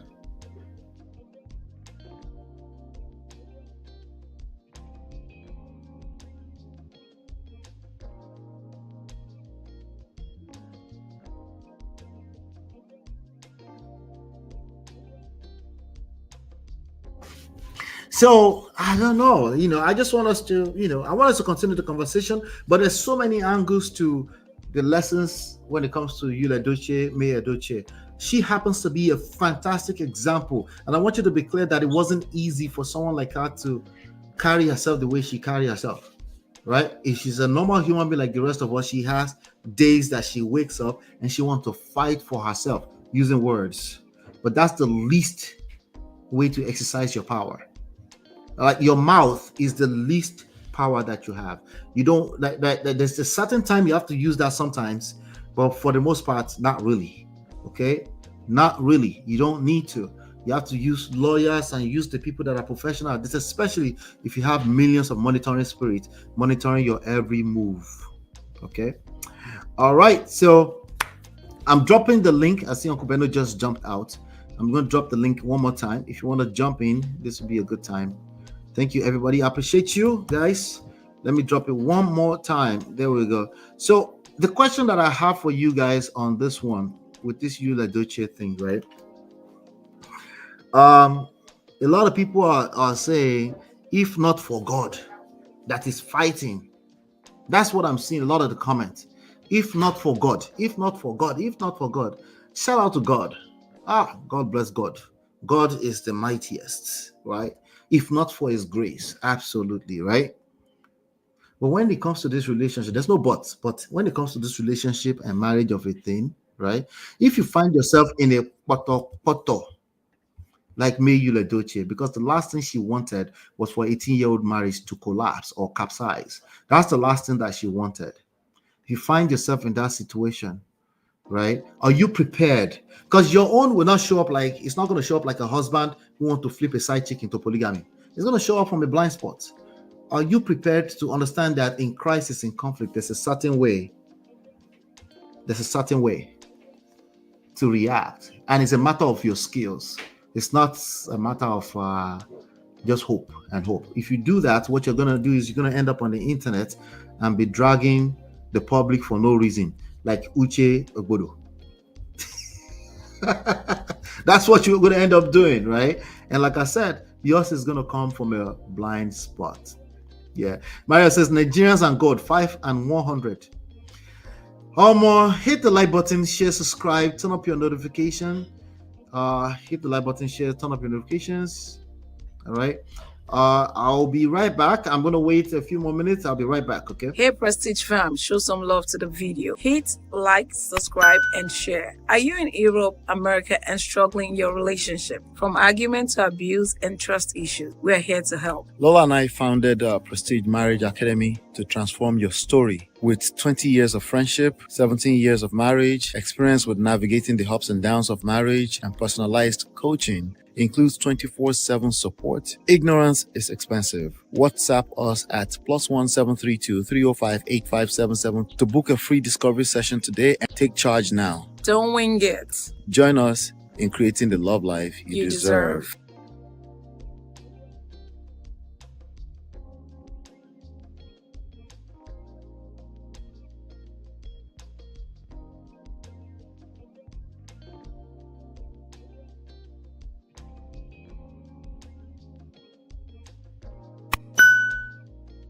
All right, everybody. So I guess that's it for today. Uncle Beno was here, but maybe he had to run.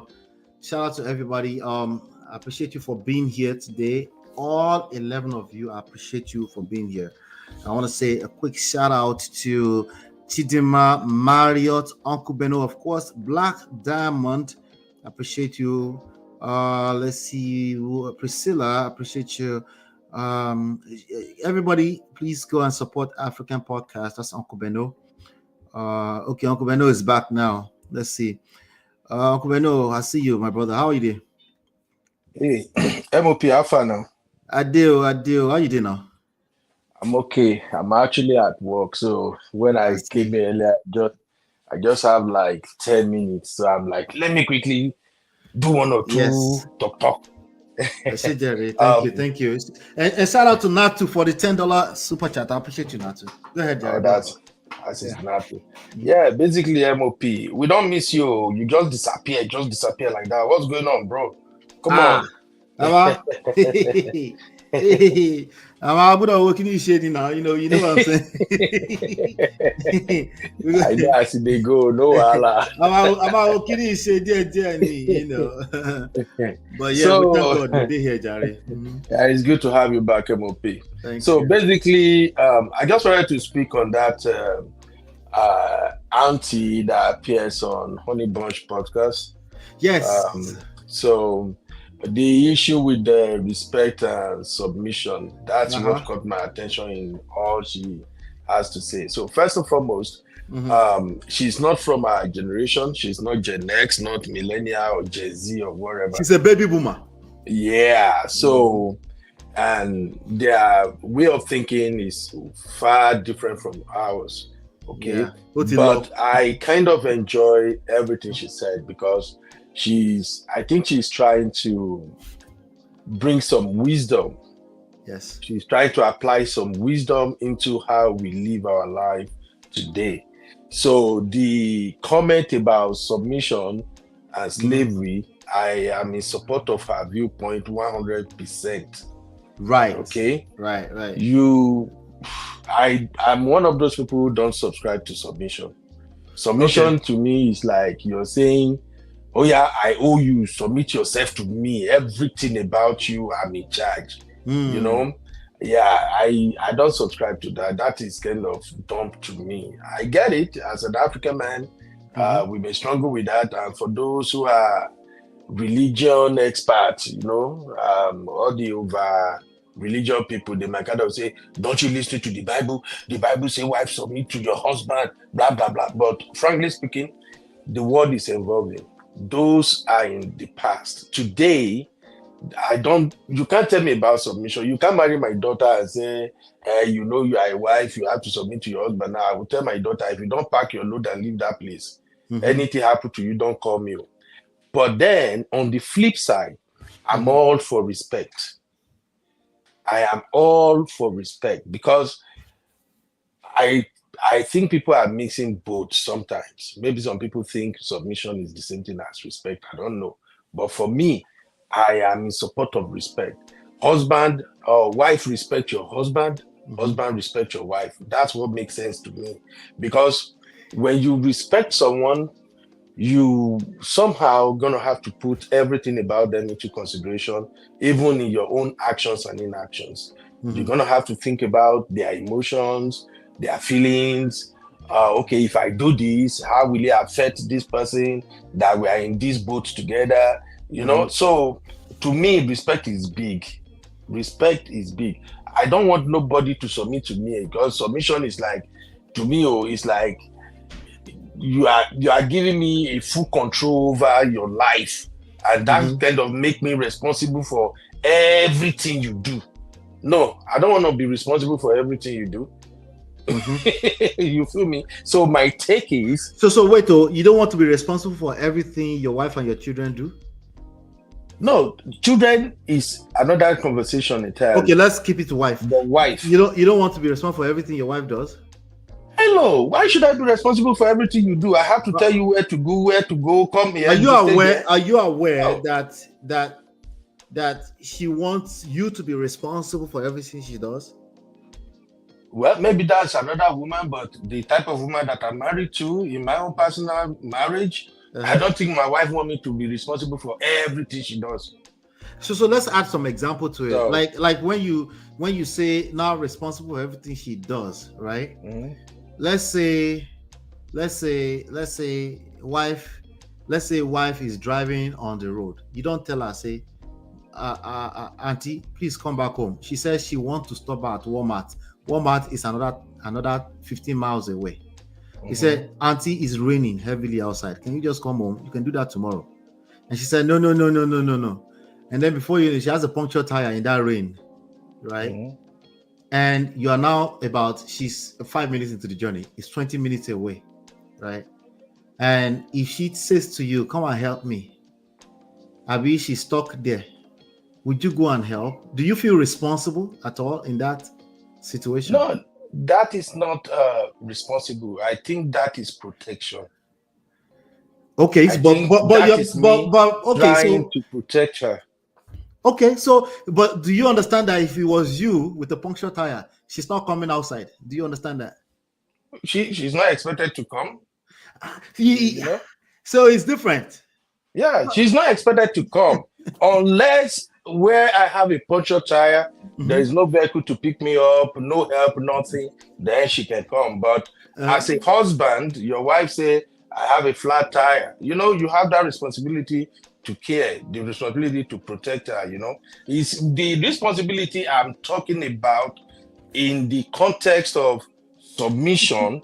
Is like you taking entire control of her, because if you are responsible for something, you at least want to monitor whatever they are doing, everything. You want to be not in charge of them. Yeah, so that's the context I'm talking about. I get it. I'm glad you said context, right? But the context for this particular conversation, when you say someone is responsible, right, is actually more so about the word response, right?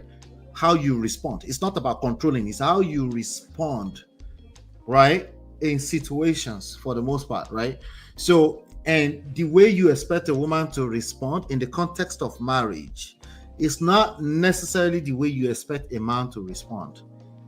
Absolutely. They are different. They're just two different lanes. We don't, like I always say, we don't have to compete with each other. We have two different lanes, right? And we're talking about the auntie, her name is Rosalind, right? Yeah. Right. We're talking about her and our point of view. I think it was more so your own angle, which is just about the word. I think the problem you have is the word. You don't have a problem with the reality of, correct me if I'm wrong, with the reality of marriage, that a man is expected to lead and a woman is expected to want a man that can lead.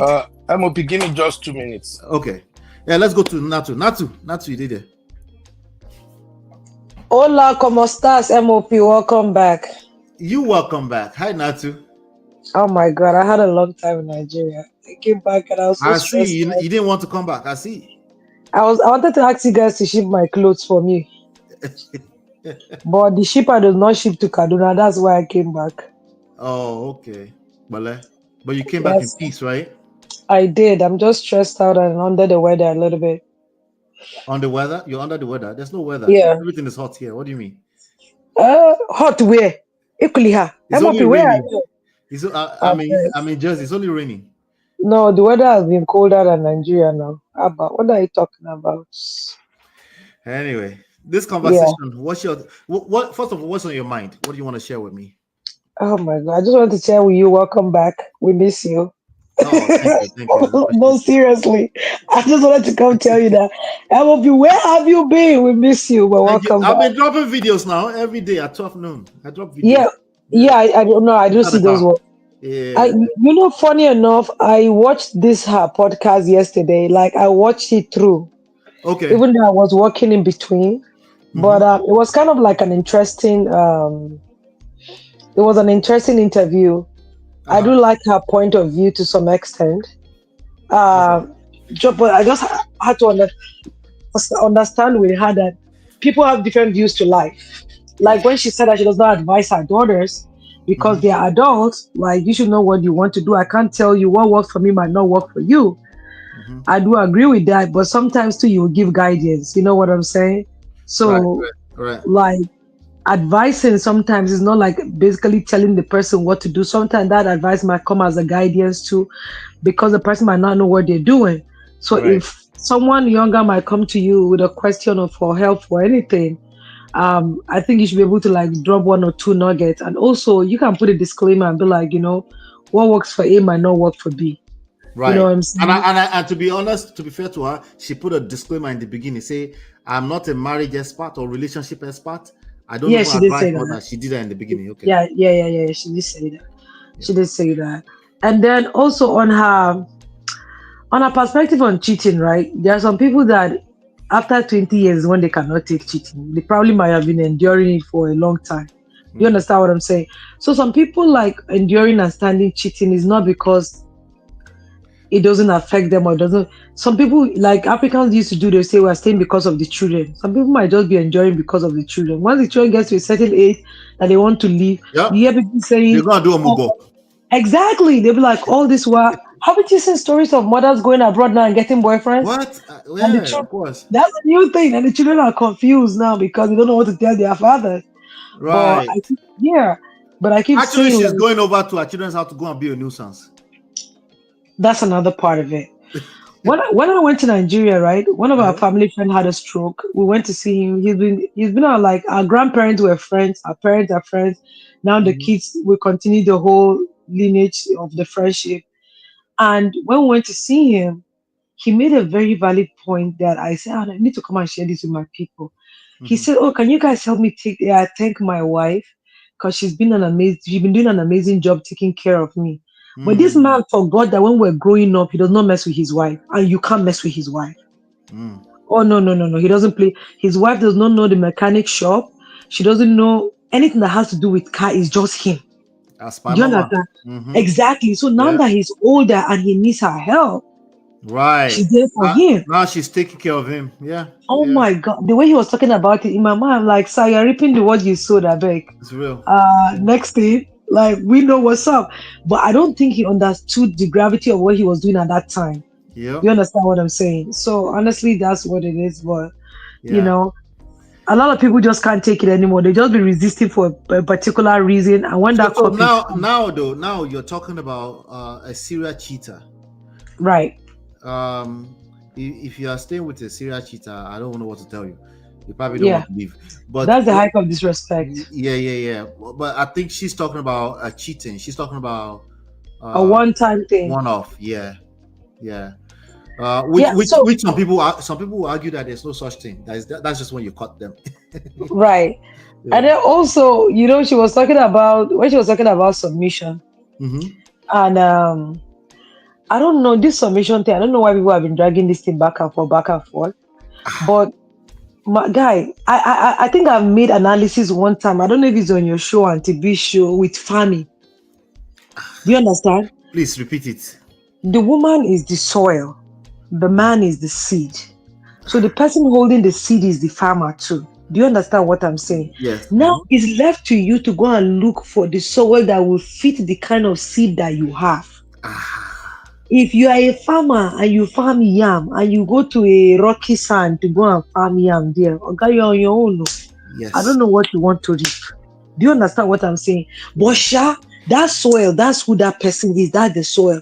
So it left you to go and find what is your fit for whatever kind of seed that you have, for whatever kind of, and that seed might be your purpose in life, your mission in life, what you are attaining to do, and the rest of it.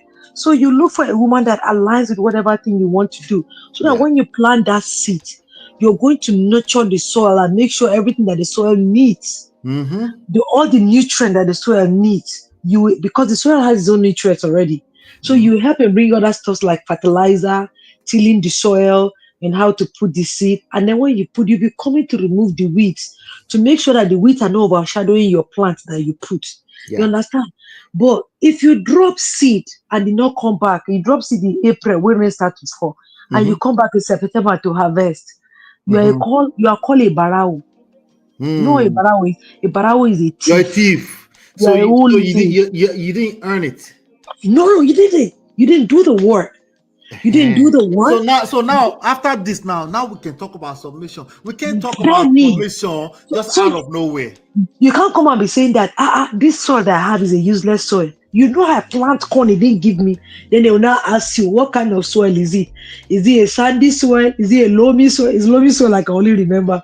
The other soils, is it the kind of soil? Then they will ask you. And then you can unmute.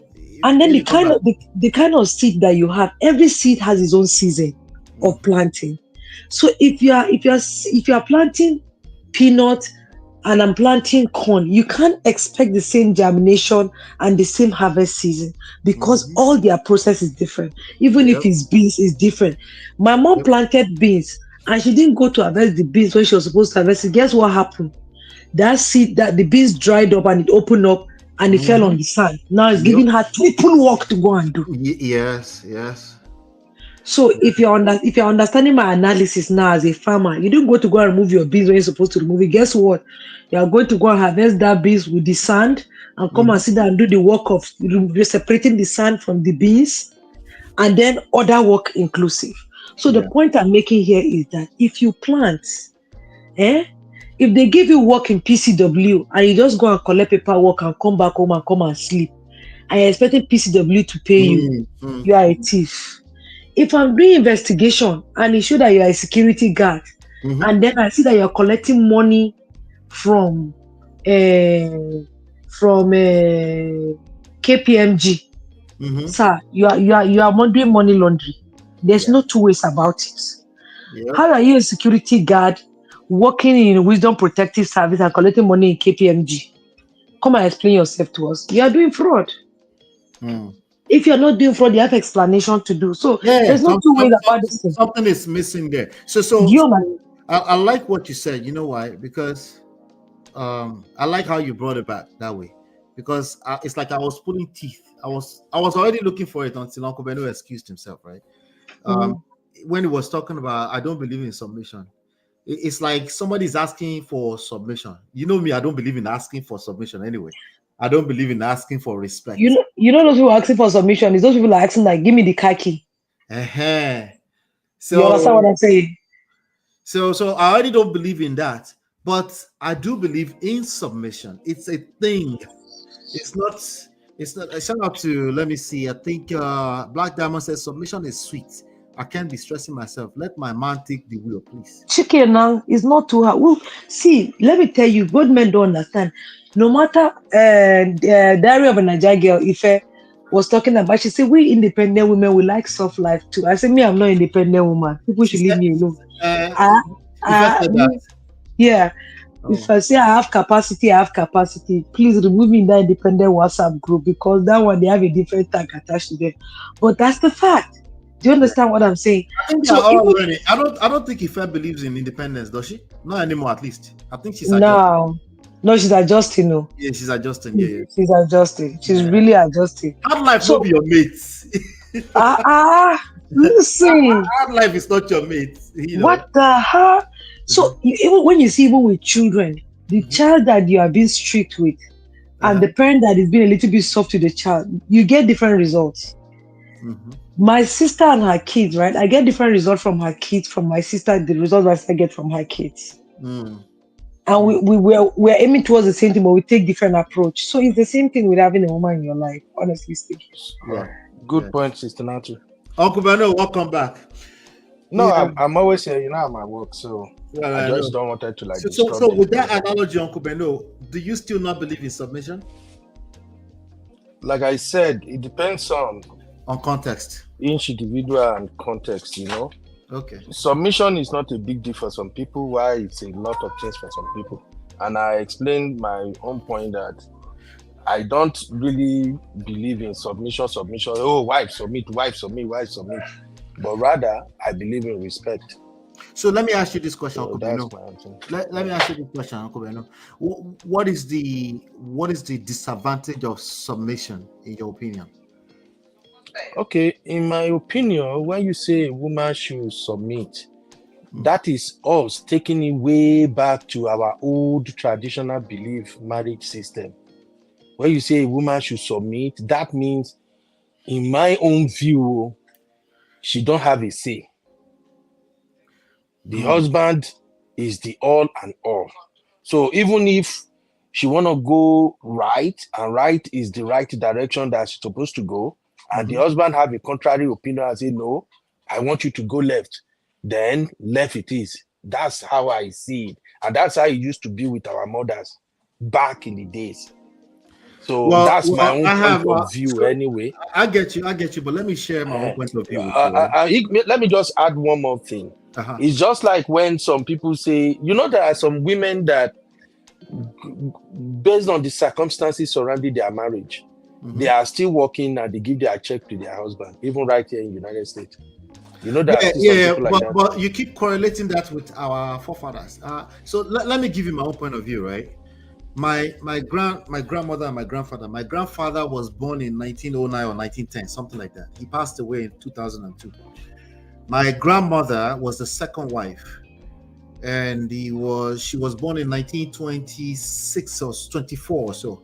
That's what they gave. They don't really have proper records, but she passed away in 2015. That was the last time I've been to Nigeria for her funeral. So the first wife also passed away around that same time. So, and Baba had like 6 wives, you know, and the last wife's son is the chief that we do the show together. That's the last wife's son, you know. We're talking about Chief Oladimeji Abitogun that we do Sharp Edge News TV together.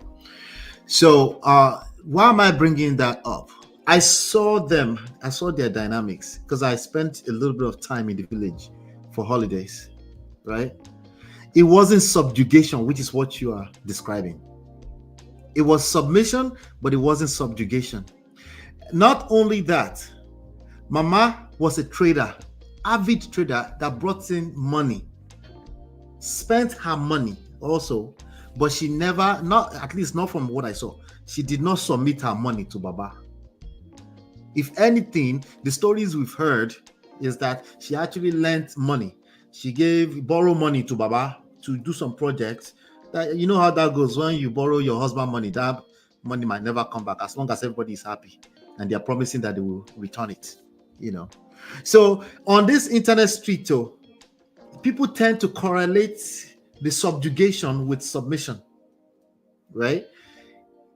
Even though the Bible itself, which is what most people quote, never correlates submission with subjugation. If anything, a man is asked to love his wife, which, by the way, is a form of submission in many ways, right? And, you know, before they say wife submit, and there are other verses in the Bible that talks about submit unto each other. You see what I'm saying? So every word in the dictionary carry multiple, not every word, but most words carry multiple meanings. We don't have to tag on to the one that says submit to be a slave. We don't have to worry about that. There's platforms where they worry about that. So I'm saying that to you, Uncle Beno, because as married people and people are looking up to us, some of them, they are looking forward to this thing. And we have the ladies here saying, I'm not a strong, independent woman. I'm a delicate flower. This woman does not want you to say, I don't want, she's not caring about, she doesn't want to submit. What she's looking for is where she will feel safe enough to submit, That's what she's looking for. And that's majority of them. So when they now hear things like, I don't believe in submission because I don't want to be responsible for your life, they might end up hearing something else entirely, which is, I don't want to be responsible. Because see, responsible also carry multiple meanings. There is, I don't want to be responsible. There is, I don't want to be responsible for your actions. You see what I'm saying there? So even though I get it, that is semantics, I'll give Mama a pass because Mama is 73. She even said white people don't submit, which is absolutely wrong. That's not true. Right? But for us that we're talking in this generation, we need to get that right, because semantics can carry some weight too that may cause negative effect. Go ahead, sir. I'm listening. No, I just wanted to ask, let's look at the reality of the world we live today. If a lady or a man should come and say, which of these should I embrace? For my wife to completely submit to me, or for her to respect me? What would you tell the man? Would you tell the man that, oh, your wife must submit and he must respect you? Because like you rightly explained now, MOP, words mean different things to different people. And for me, when I see women talk about submission on social media, they are mostly coming from the angle that, submit, make I can't be slave, make I can't be this, make you can't be in charge of my life. That is what I hear mostly when women talk about submission. And that's why I feel like, you know what? Everybody should just try to understand. I hear you. But the only woman platform that I really go to is Antibees. And over there, they believe in submitting to their husband on Antibees platform. MOP. Am I correct? Not to, am I correct? Very correct, sir. No, Very I mean, no, Antibe have repeated this multiple times. A man is the leader of the household. MOP. The Antibe platform you reference, Antibe platform has almost 100K followers. And I can bet you, if you have access to the data, that 100K followers, maybe 60% will be women, 40% will be men. So I'm going by what you said. You said what we hear them saying. You said what they hear them say. No, for me, I listen to a lot of, in fact, Antibe platform is just like home platform. I listen to a lot of platform, and majorly, I am more concerned about modern day women, what they are saying, So because sometimes, even as a podcaster, an uncle, and all that, I usually kind of listen and try to get where people are coming from. And then when I see people who have issues, maybe in their marriage or relationship, I try to compare that to what is happening in my own personal life. And then I try to see, okay, maybe this is what we are doing right, this is what we are doing wrong. So for me, I just tell you now, as a man from my own angle, if somebody should ask me, a young man should ask me now, uncle, should I make sure my wife submit to me or my wife respect me? I will simply tell the young man, bro, forget that submission thing. Do stuff that will make your wife respect. If your wife respect you, she's already taking care of the biggest thing. A woman can submit to you and not respect to you. Do you agree with that one, right? A woman can submit to you and not respect you. Yes, please do explain whatever that. you ask her today. Break that down. MOP, I don't need to break that down. You should know Maybe Natu already can help now. us. Natu can help A us. woman can submit to you and not respect you. Because like I said, submission is, oh, my husband It's said the I other should way do it this around. way. Can I'm doing it respect that you way. and not submit. I think it's the other way around. A the woman other way who doesn't around. respect you cannot submit to you. Yeah. Oh, So she can that's how you respect see it. her to submit. Okay, maybe we are looking at it And from whenever different angles. whenever there is issue like that, there's always a string of resentment in Okay. between that is causing that. Yes. Okay, So wait. if a man comes to you and asks you that should your wife respect him or submit him or whatever, he's already the problem. That's the pregnant question. That's number He's one. already the problem. Yeah. It might not be the problem, but there's problems. It might not be the It's- problem, but there's problems for sure. Well, maybe you guys have a different meaning for submission, and No, it's not me, from guys. how- So it's the not, whole. no, It's general public. Oh. it's not general public. It's just three of us here. We can throw it out. Let people Let tell me us go through. Let me go through the what did chat. You will see what submission I'm mean saying. to you. Like generally, you can post it on more public platform where people who don't know us can talk. Let them just tell us what does submission mean to you. Even ask the women here. Let them tell us what does it mean to submit to your husband. Let them just describe it You know first. what's even funny? What's funny is that this question that you're asking, I'm linking it to when you go around asking women about feminism. Everybody you meet have a different definition of feminism. So everybody you ask is gonna have a different answer to submission. Just like every man that you ask, what does respect mean to you? Respect means different to every other. Every other man has his own definition of respect. So let me say this. There's layers. There's at least 3 layers that I've just heard, right? There is respect means something else to Uncle Beno. It means something else to me. Okay. There is that layer. There's also the layer of platform to platform. Exactly. When you go to Auntie B's platform, respect means one thing, and when you go to what's her name, Shira 7, the lady I gave example earlier on, the sprinkle ISIS. The ISIS, the respect means something else there, right? Aha. But when you go to there's another girl lady that they used to call her name, a feminist lady back then, Cynthia something. But she was a die hardcore. She feels like she feel like they should buy boy babies from the beginning. Right? There's that respect or submission. For all those people, respect and submission is equivalent as far as they're concerned. They feel like we're equal partners and that's it. Don't tell me a man is leading, period. For these ladies that come here, I'm telling you now, straight up, okay? And those are my only concern. For these ladies that tend to come here, they understand that a man and a woman have 2 different roles when it comes to the context of marriage. Okay, Cynthia G, thank you, Cynthia G, right?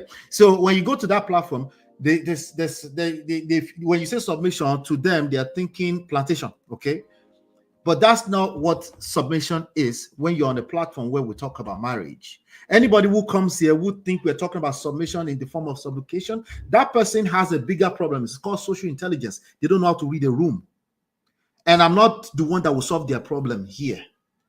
You see what I'm saying?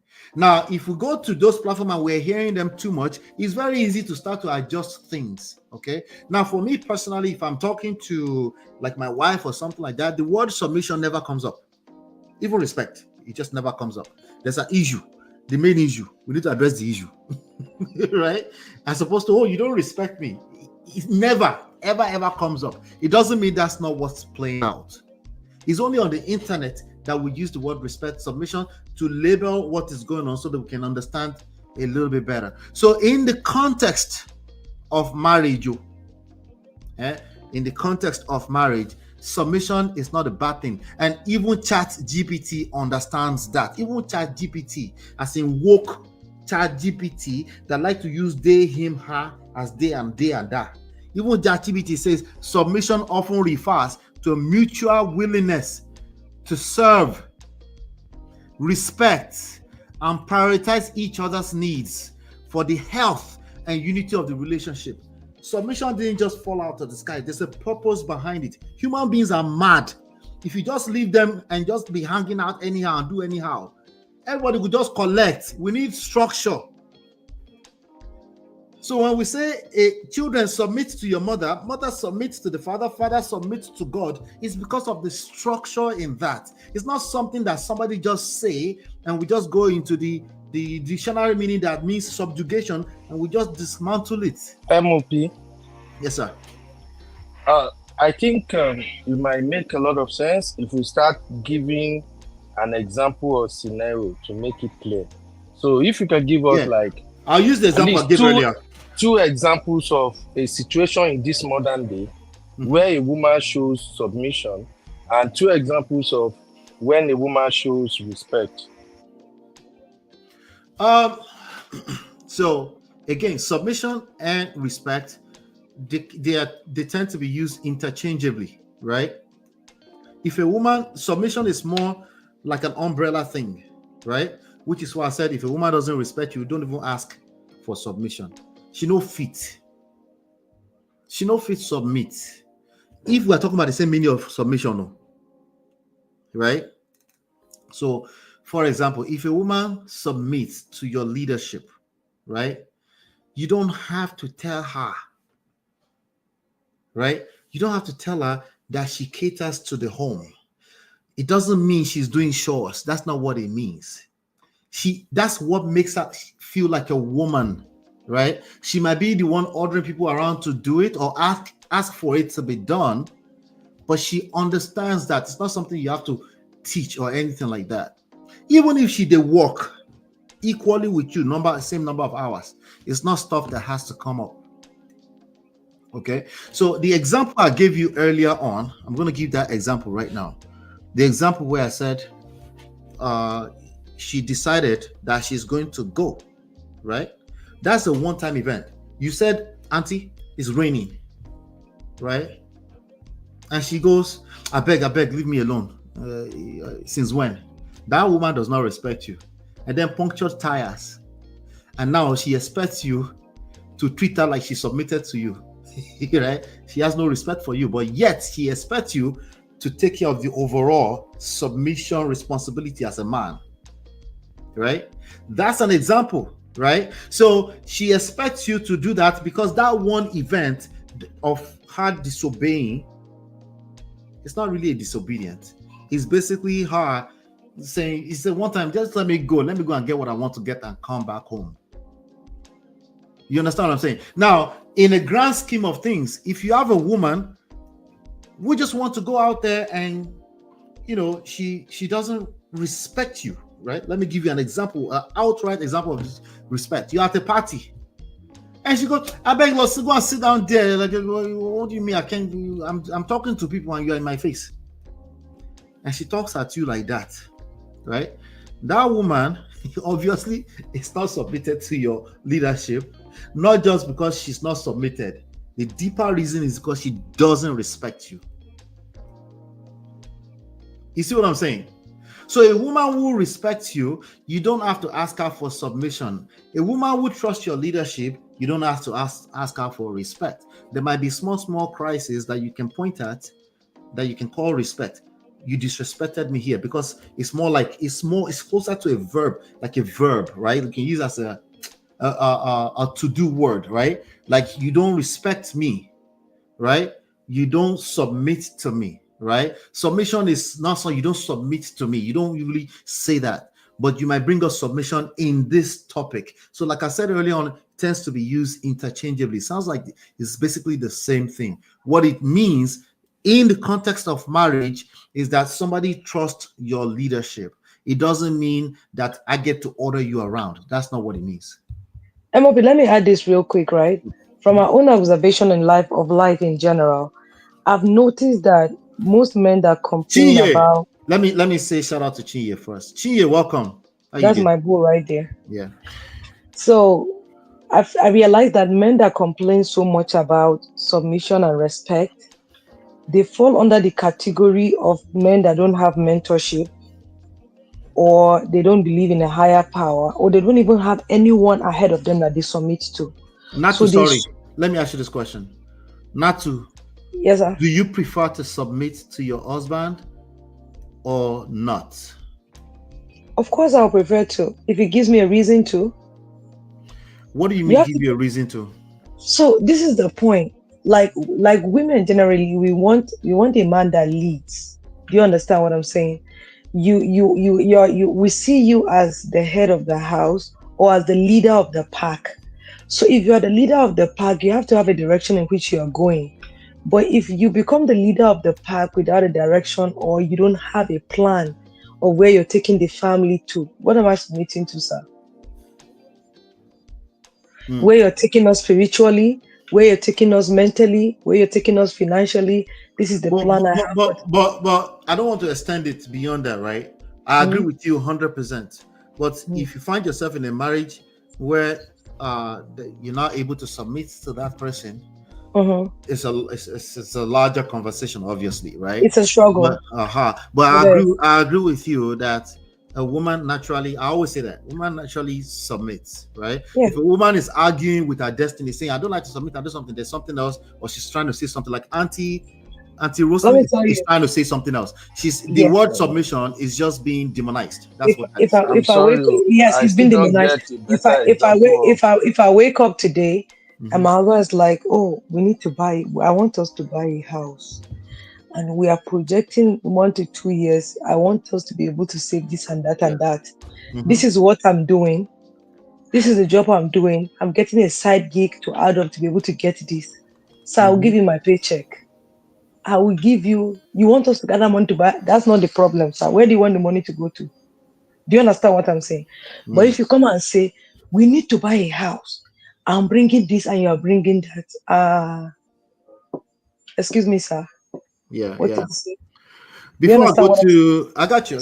So before I just finish, right? Yeah. The Bible has already given us a cheat code on women. It's just because I think Uncle Beno is trying to say we don't want to use the Bible. He's trying to say this modern woman, they don't like the idea of submission. No, you are missing it. The Bible has given you the cheat code on women, and the cheat code on women is love. That's our own. Show a woman love, and loving a woman does not mean. What do you say to Uncle Beno that said, "I don't want you to submit to me. I just want you to respect"? No. You don't have to ask for that. Go and find out. No, he's not asking. He said, "Don't even try." It's okay now. Let me just explain to you. Okay. You should go and find out what his wife's love language is, and massage that love language ego for the next 1 to 6 months. I should come back here and come and give us testimony. It's not too hard like that. So when the Bible say show your wife love, do you understand what I'm saying? It don't say that it's a blanket statement. Go and figure out what your wife's love language is. And you have finished it. You have handled the mumu button. You have collected the password and the master. I think Uncle Beno is going to corner you because what he's doing is working for him. He's going to corner you. Well, that's fine. Because that's our love language. I understand. And that's fine. There's no crime in it. And you have said it before. That's whatever you're doing is working for you. It's working. That's the point. Stick to it. It sounds like I think I understand where Uncle Auntie sounds like Auntie is submitted already, but I want Uncle Beno to give her credit. That woman is submissive. Forget about she it. Needs to get that credit. That woman says she does not know anything about car. She does not even know where mechanic is. Uncle Beno go stay like for 4 hours here. That woman know they bother him. She is. Oh my goodness. Uncle Beno, you want to say something? Can you give her credit? Her due credit. Hold on, see, I'm coming to you right away. I think, like I've always said that when I'm on platform, I'm always looking at every issue from the perspective that people who are not like our close people, they will see the video, they will hear our comment. So sometimes when I'm talking, I'm not referring to the women, just the few women here. I'm talking in terms of the generality of the people that will see the content out there that goes way beyond that we know ourselves.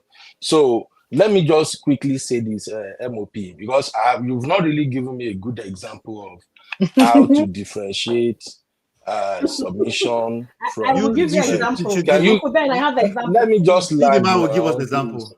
When you land, let me just land so that we can be on the same page. The reason I say I don't think you give me a good example is that because there are so many things that are mixed together. Submission, respect, protect, provide, all those things that comes with marriage. It's a lot. And in between, we have control. And there is a very thin line between control and submission as well as respect. I'm just speaking from my own experience. No, I'm speaking from my own experience. So you said general, even at the general level. Yeah. I'm speaking from my own experience. Everybody experience different. I thought you were saying everybody that will watch the content. I thought you said everybody will watch content. You said that earlier. Then I said when I'm speaking with respect to when people will watch the content. Okay. Look, when you play the same content in presence of, if I pray by grace of God, let's say this content get 100,000 views. Let's say that's 100,000 people. You'll be surprised. 30 people will say, oh, I agree with this. 40 will say, I agree with it. That's just the way life goes. We all don't see the things from the same angle. But however, as life evolves, sometimes when we come across some situation, some of the things we've heard before, we make a lot of difference. So that's why I'm saying I'm speaking from my own understanding of this whole thing. Now, when we say, I made a statement earlier, I say a woman can submit to you and not respect you. And I know it is like a trigger. Like, why would you say that? No. Let me give you an example. No, I understand Uncle Ben. Let me give you a practical example. Let him go, please. Let me give you a practical example. Uh-huh. Do you know how long May was living with you, submitting to you without respecting him? The moment he step up, no, wait. The moment you think May, ever since I heard May speak, I've come to realize what kind of woman she is. She's super intelligent. How long has she been in that marriage, knowing that the husband is messing around, and she did nothing? She stayed put. She stayed married. Is that not part of being? Wait, is that you think you know what's going on inside their house? Sometimes I don't understand how we are talking like this. We are adults. When a woman don't respect how long has she you, been submitting without respecting? I'm asking you, what has she done to show that she doesn't respect him? Because you're assuming she's my sister, I don't know how much you really go deep into some of these things. So, but the May that I've seen, that May that I see, that is a woman that has lost respect. Let me finish now. Okay, I submit. Thank you. Go ahead, Chidima. You were saying? I was saying that I understood. Anyway. But I didn't know he was going to bring Queen May into this situation. What me I thought he meant about difference between. First of all, how are you doing, lady? How are you doing, Chidima? I'm okay, thank you, Jerry. I'm fine. Yeah. How's the family? Everybody good? Your break was good for me because over the past 4 weeks we've been sick back to back. My first son, my second son, then me. But everybody's okay now, thank you. So yeah. That's good. So while you were on break, me too, I was on break. Thank God. All right, so go ahead. You were saying something. But anyway, what I thought of Uncle Ben meant was, you know how Yoruba people, sorry to use. You sound echoey. Are you using bow down Bluetooth? to somebody, but to be cursing you in their. Are you using Bluetooth? Is it my you sound internet? echoey. Maybe your internet. Is it Bluetooth? No, I don't use Bluetooth though. Come closer to your microphone. Not You at sound all. echoey. I don't even use Bluetooth. Are you in the pantry? You sound echoey. Is that? Okay, it sounds better. Just come close. Just make sure you're closer to your microphone. Yes. Go ahead. Yeah, go ahead. Is it better now? Okay. Yeah. Okay, so I was saying that, you know how sometimes Yoruba people, the cultural greeting, right? How they'll prostrate to greet somebody, but in their heart they may be cursing that person. Yes. So they're doing performative. So let me use the word respect, but in their heart, their respect is not there. So that's what I thought Uncle Ben meant when he said a woman can act submissive. She can give you her patience. She can do all the submissive actions. So it's performative submission. But respect is, for me, what I thought he meant was that respect is a heart attitude, right? Whereas submission can be acted. That's why I said, I understand what he means, because that's where my mind went. Well, let me say this. Let me say this, right? The reason why I'm glad you say it that way. The reason why I'm disagreeing with him is because submission is more of an overall thing, like an umbrella, right? It's more of an overall attitude of a relationship, right? We know the best word to use is a person is a submissive wife or not the verb. Did you submit? Submit to what? Is a person a submissive wife or not? Overall, right? Okay, that overall, would be not closer, not action. event by event. Even respect self, right? Even respect, right? Respect is also very broad. But when it comes to the marriage context, right, we can tell off of a person's recent series of behavior if they're a disrespectful wife or not. That is a little bit under the layer of a submissive wife. A submissive wife can actually be disrespectful to you and move on to another man and be submissive over there. Because ideally, innately, she's a submissive woman, but she's lost respect for you in particular, right? So she's snappy. She's a little snappy. She's shouting on you. She's shutting you down. But as a wife, if she's with an incompetent man, she can end up being labeled a non-submissive wife. So it just depends on how you use it. But that's the context of submission in marriage. Submission and subjugation in marriage is a conversation that's dead on arrival. There's no need to bring subjugation or you're just doing anything I tell you into this conversation at all. Okay, so let people add the example. We are just talking generally like this. Add the example. I did now. You said that's not a good example. Just tell us. Oh, when a woman is submissive, this is what she does. This is what she does. When a woman is respectful, she does this. She does. It makes sense like that. But if I don't say, oh, it's general, it's this, people cannot really grab what is going on here. That is why there are bad boss in marriages. Okay, let me give an example. The example I gave, right, from what I thought Uncle Ben meant about difference between submission and respect. A woman can submit her paycheck, can call you sir, kneel down to serve you food, do all that. But that's not submission. Hold on, let me finish. I'm giving an example. We want an example. Let me give an example. It may not land, but let me give an example. But if she might be a housewife, you go on to work, and the minute you leave, she's calling her parents and talking down on you. This man that I married, this one, that one, that one. Extremely disrespectful. She may not do it to your face, but she's acting submissive in front of you. But is that a respectful woman? No. Wait, Chidima, sorry, let me interject. That person is a timing bomb, right? Yes, no, yes? Definitely yes. Is that a submissive wife? No.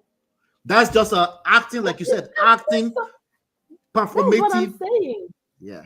You see, MOP, you are actually agreeing with what we are saying, but you just don't get it. No. You are actually agreeing with what we are saying. Okay, Uncle Ben, did I give a good example? I think we lost Uncle Ben. Yes, you are getting closer, and that's a very good one. Mm-hmm. Well, to me, you give me example of submission and respect. Is Chidima done? Yeah, she's done. She can interject too. Okay. So, like I said earlier, submission, the way it is, going by what you said and what we know it to be, when a woman submit, is like she give all herself to you. She give everything to you. It's like the husband, though, you are my king, you are in charge of me. So that's sorry, why in Yoruba, Emma Binu, before you go too far, now let me ask the ladies: is that what submission means to you, ladies? That you submit everything? No. When you say everything, what do you mean? Not at all. Your paycheck. No. You know. That does not fall under submission for me. Okay, let me give an example. You know, there was this video that went viral some weeks ago. That man that said there are 6 categories of women. One of them said, if you marry a submissive wife, she'll be fully dependent on you. Now, put that in context with what Uncle Ben said earlier. You don't want a woman that is needing him for everything. God bless you. God bless you. I think there's a thinking that a very submissive woman cannot even breathe without disturbing you. Cannot even take shower. And that's not true. She is so dependent. But that's not so. And to be clear, I think that's where Uncle Ben is coming from. Yeah, I get where it's coming from. What I'm doing, I want him to understand this too, Uncle Beno, right? I want you to understand this. What I'm doing also is that there's a lot of people that will listen to this, and I want them to know that all I think they are wrong. That's not what submissive wife is. Right. Exactly. Can I say something? Hold on 1 second. Hold on 1 second. I'm not Bino, right? Everybody, every thousands of people that will watch this, that think submissive means that your husband came to you, and your husband came to you and said, "You submit your." That's the way he communicated. You submit your paycheck to me, and that's how you show that you're a submissive wife. You're asking for a reason. It felt wrong for a reason, because that is wrong. That's not what a submissive wife is. Okay, a submissive wife is more of an umbrella thing, right? Trusting your leadership. You're trusting the leadership of your husband. It doesn't mean that he's always leading everything. He's not leading inside of your kitchen typically. It's not the one putting your patter on for you, talking about is dependent on you for everything. What does everything mean? Right? What would that entail? Everything. Does that mean that I help you wash your patter when I submit to you as a husband? Because the Bible also talk about submitting to one another. What is that? We have to keep things in context. And if we have a generation of Gen Zs who don't want to keep things in context, we correct them. Uncle Beno, people they call spade a spade. Abi, they are wrong. That's not what submissive wife means. Submission is not equivalent to plantation. Has nothing to do with paycheck. It's not relevant. It's not relevant. What a submissive wife means, she yields when things fall apart or fail or stuff like that. She yields to your leadership. Not an average woman, a typical man, including the Gen Z one, feminist one that's yelling at top of her lungs that she doesn't want submission. She expects you to lead, and that's why to the gentleman listening to this, right? You think if you don't use the word submission that they will not be happy? No, she expects you to still lead.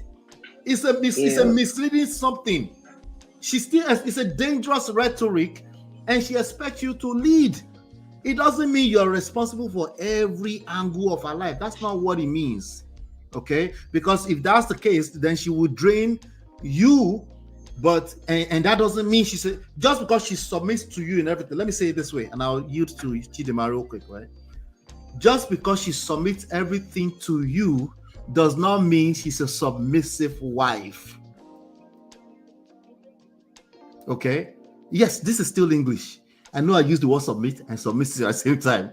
Just because she submits everything to you because she's doing performative does not mean she's a submissive wife. When crisis comes in, when she gets tested, she will fail. Continue, Chidima. Why is everybody muted though? Chidima, talk to me. Hello. Okay. So now that we've decided. Shout out to gracious greatness. Thanks for the £5, brother. Go ahead. So now that we've defined what submission is not, can we now define what submission is? So yes. You've mentioned a key factor, which is the man's leadership. Because like you said when we had the respect conversation earlier this year, you kept saying a man should never ask for respect, that's already a failure on the man's part if he demands or asks for respect. Yes. That his leadership will naturally evoke respect from the human. To attract respect, yes. Attract, rather, that's a better word. I think submission is the same way. Women are naturally wired to respect/submit. Yes. And now I'm using them interchangeably because they kind of overlap. We're naturally wired that way. A man that knows how to lead and I respect him naturally, of course I'll gladly submit to him. He doesn't need to ask. The funny thing is the man might be here shouting, I don't like the word submit, but everything his wife does is submission. Submissive. It's not about the semantics at all. Yeah. I promise you, Uncle Ben is enjoying his marriage because his wife is submissive. I can promise you that. It's a fact of life. He didn't answer me still, but I want to. Yeah. I'm going to give that auntie flowers. That woman is a submissive woman. Exactly. He and his wife can swear up and down that they don't practice submission. They can chalet explain tire. No evidence. No evidence. Exactly. No explain because no evidence. Exactly. No evidence. No, because like he always likes to say, I must be doing something right for me to be married 17 years or however years he's married. And part of what you are doing right is leading your wife in a way that she's submissive to you. This is nature. This is biology. Exactly. Bible aside. It's not something that Gen Z people can argue on the internet. You can't argue with nature. It's just what it is. It is what it is. Yep, it is what it is. I think you guys are getting the whole thing about me wrong. Oh, yeah, correct us. You want to tell us the wife is not submissive? No, I'm not going to bring my issue here, but let's face what we're talking about. It's not about, in my home, like I told you before, I don't do submission thing. It's not my thing. Everybody got their own style. What do you mean by that? I already told you what submission means from where we're coming from. and you did a good job. Listen, MOP. Nobody does that. You did a good job. You did a good job. Maybe about 3 or 4 minutes ago, you did a good job telling men, hey, this is not what submission looks like. But I'm telling you what we have in African community. I'm surprised that you guys are just kind of like, I don't know. You know what we have in African community when we talk of submission. Submission is the reason our women are suffering. But the question is what we have in the African community. Is that right? That's what I'm talking about. Addressing. And now I'm telling you why I don't do submission. But you guys are telling me, oh, what you have going on is submission. And I'm laughing. Now me them I hope. Now me know what thing that they do. Now they tell me what thing that they do. This is so funny. If your wife is not submitting to you, you can't be under the same roof. Now go to collect left, right, and center. We go explain because no evidence. They tell you because the evidence do the line up, Uncle Beno. But I'm telling you, instead of you to listen and say, okay, what do you do? Because evidence day. Evidence day, brother. Evidence day. You go receive this flower by force. You go receive this flower by force, by fire. No, you are not getting me. We must give our auntie our flowers. Uncle Ben, wait. Everybody, chew eyes. So, hold on. Uncle Ben, I remember one time when you. That's my line. That your love language is food, Sorry, go ahead. Uncle Ben, I remember one time you told us your love language is food, right? Yeah. And that your wife, she may not have to cook every day, but she can cook and store in freezer. As far as she has your food ready, that every week you have up to 2 to 3 different soups in your freezer. Something like that. I remember you said that over different times. Yes. Now, you came and you explained to her that, please, this is an area you're not willing to yield. Even if she wasn't the type of woman. That's Mama Jojo. Hello. Go ahead. Even if she wasn't the type of woman that used to cook like that every week, she gave you that because she wants the marriage to work. But you don't do submission. Uncle Ben. Every day. Every day. You see, we. He can't eat food from freezer. He can't eat food from freezer. Let us have this conversation so that at least people can learn. This is not about me. It's just the point we are discussing here. Now, Chidima, you remember how many times I've told you that if I'm single, I can actually marry somebody like you, and we will stay together for a very long time. What do you mean by that? She's a submissive wife. What do you mean by that? Listen now, MOP. Let us lie. You are making joke now, MOP. You want I'm not joking. Do comedy. What do you mean by that? But Chidima, have you heard me say that like 2 or 3 times before, or not? Oh, you have said it before, and I have always disagreed with you. Okay, you have I'm a man, and I have always agreed. Chidima, what did you say to Chidima? I didn't hear that part. Sometime when we were chatting at the backstage, I've said it before that. Together because of the way I reason. Yeah. That you're what? I didn't hear that. That's MOP, because of the way I reason. Oh, but what does it mean by the way you reason? You reason like a modern woman. You're not submissive. Is that what he's saying? You are. No, you are. I come across that he can pick certain things. Okay, I just want to be clear on that. I think because okay, go ahead, Uncle Beno, go ahead. MOP, your mind is on the mission. Your mind is just like no, wow. Please, see, I don't follow. No. Just for the conversation we are having, I've told Chidima before that I can actually, if I am single and we get to meet the way she is, I will marry her, and the two of us will stay for very long in love and peace. Why? I'm going somewhere with that. Yes. Every man has principles, and every man has how they live their life. I have said it before on this platform that if you get to know who you are dealing with, you won't have a lot of issue in your marriage. Chidima, as it is right now, if I'm with Chidima, all I have to do is try to get to understand her within 1 year to 2 years and to be patient. Then the moment I figure out that, okay, this is what she wants, this is what she likes, this is how she likes to do her thing, I will respect that. Now, in as much as she also took her time to understand me, not expecting that I have to behave 100% the way you want me to behave, but rather you want me to adjust in certain areas that suit you, and you want me to respect you as a woman and also handle my business as a man. We will be together for as long as if you tell me one man or a You know woman. why? Okay, Uncle Mano. Okay, let me let it go. Be like saying that yeah, they talk. Uncle Mano, Let me drop it. No. There's no yeah here now. You said you the wine now. You said the wine. Wait. No, the method no go work. That's what it. Right? It's simply me say this thing no go work. Wait. To Chidima. Shout out to Chidima. Okay. You don't know Chidima until you've had sex with her. Okay. It doesn't matter. Just leave Chidima alone. I beg. Just use another person. No. I'm using Chidima because I'm driving to a point. Okay, There's somewhere I'm going to with this. The point I'm trying to make is this. I'm screaming here. No battle. Oh my days. You know more worrying to your long.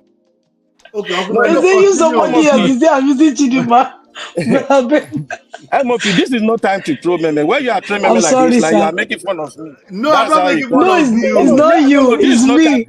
It's not you, brother. It's me. It's not you. It's me. It's not you. I'm trying to make a very important point that you guys can get. Make the point. No, let me go finish my work. We'll go discuss it another day. No, make the point. I'm with you. I know where you're going already. No, you're not with me because it's like this guy. When did they talk? He get high. I'm telling you right now, even the Chidima way they talk, I don't know her business. I don't know what Chidima is doing. But if Chidima is single right now and she doesn't have a husband yet and she's looking for a husband, the person where she go meet, will go treat her right. She might possibly haven't met her yet, met the person yet. That's the point I'm making. Is let's forget Chidima. Anybody at all. If I'm still single, or if I'm single, I want to look for a woman. It's the same approach. When I meet you, the way I take the operate, I will spend my time and I'll be so patient to get to see how you they operate, what you want, how you like your things to be done, and then I will start blending. Okay? Now, as time goes on too, I expect you to respect how I want my things done, and that is it. We don't go get one single issue.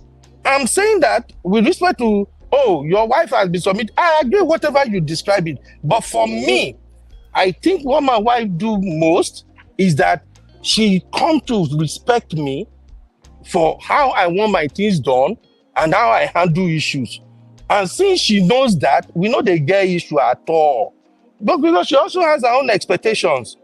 Okay? And I'm meeting her own expectations too. So that's why I'm saying for me, looking at the society we are coming from, where we are coming from in Nigeria, submission is what a lot of men expected from their wife. That they don't really understand the concept and what it means. And to them, submission means that I'm in control. That's what I'm explaining. That submission, where we're coming from what I've seen so far, is like I'm in control.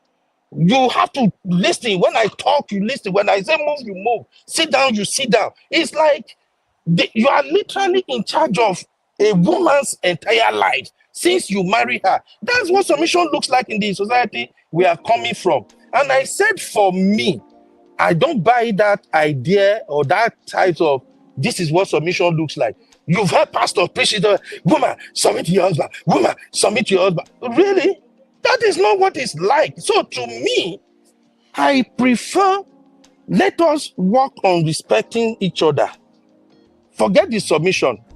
If you respect me, without you knowing, you will be doing things that submission will not even be part of our conversation. That's just the way it applies in my own home. Because she's automatically submitting, that's what it means. You see, for me, shout out to that woman. What you describe is a submissive woman. Thank you. That's what it is, bro, Ben. That's what it is, sir. Is a respectful woman. Nah. Oh, Both of them, sir. It's both of them. Okay, A in woman this, that will I'm make sure you telling you have what 3 me I'm soups in the fridge describing. is a You are submissive saying woman. what you perceive. That is what you No, it's perceive. not That what we are this is a perceiving. submissive woman. But It's what me, it is, sir. I am describing a what I submissive woman. consider respect. And that's fine It now. matters They're to me. under, it's an Now, umbrella. They're under now the I'll give same you thing. I mentioned May earlier, and not let me finish. I said May knew all along that you has an affair outside. And definitely they have basketballs inside house, but it doesn't come outside. But the problem with Now, that example is that you said to Chidima, was she inside of that household? But yet you give the example. I give up. It's like, okay, I eat. You did, right? You asked Chidima if she was in that household, but yet you gave the example. You know, but I've said before, you know, anybody can feel free to interject me. This is a semantics of a thing. When you are having this experience in real life, nobody's bringing up those words. That's the reality.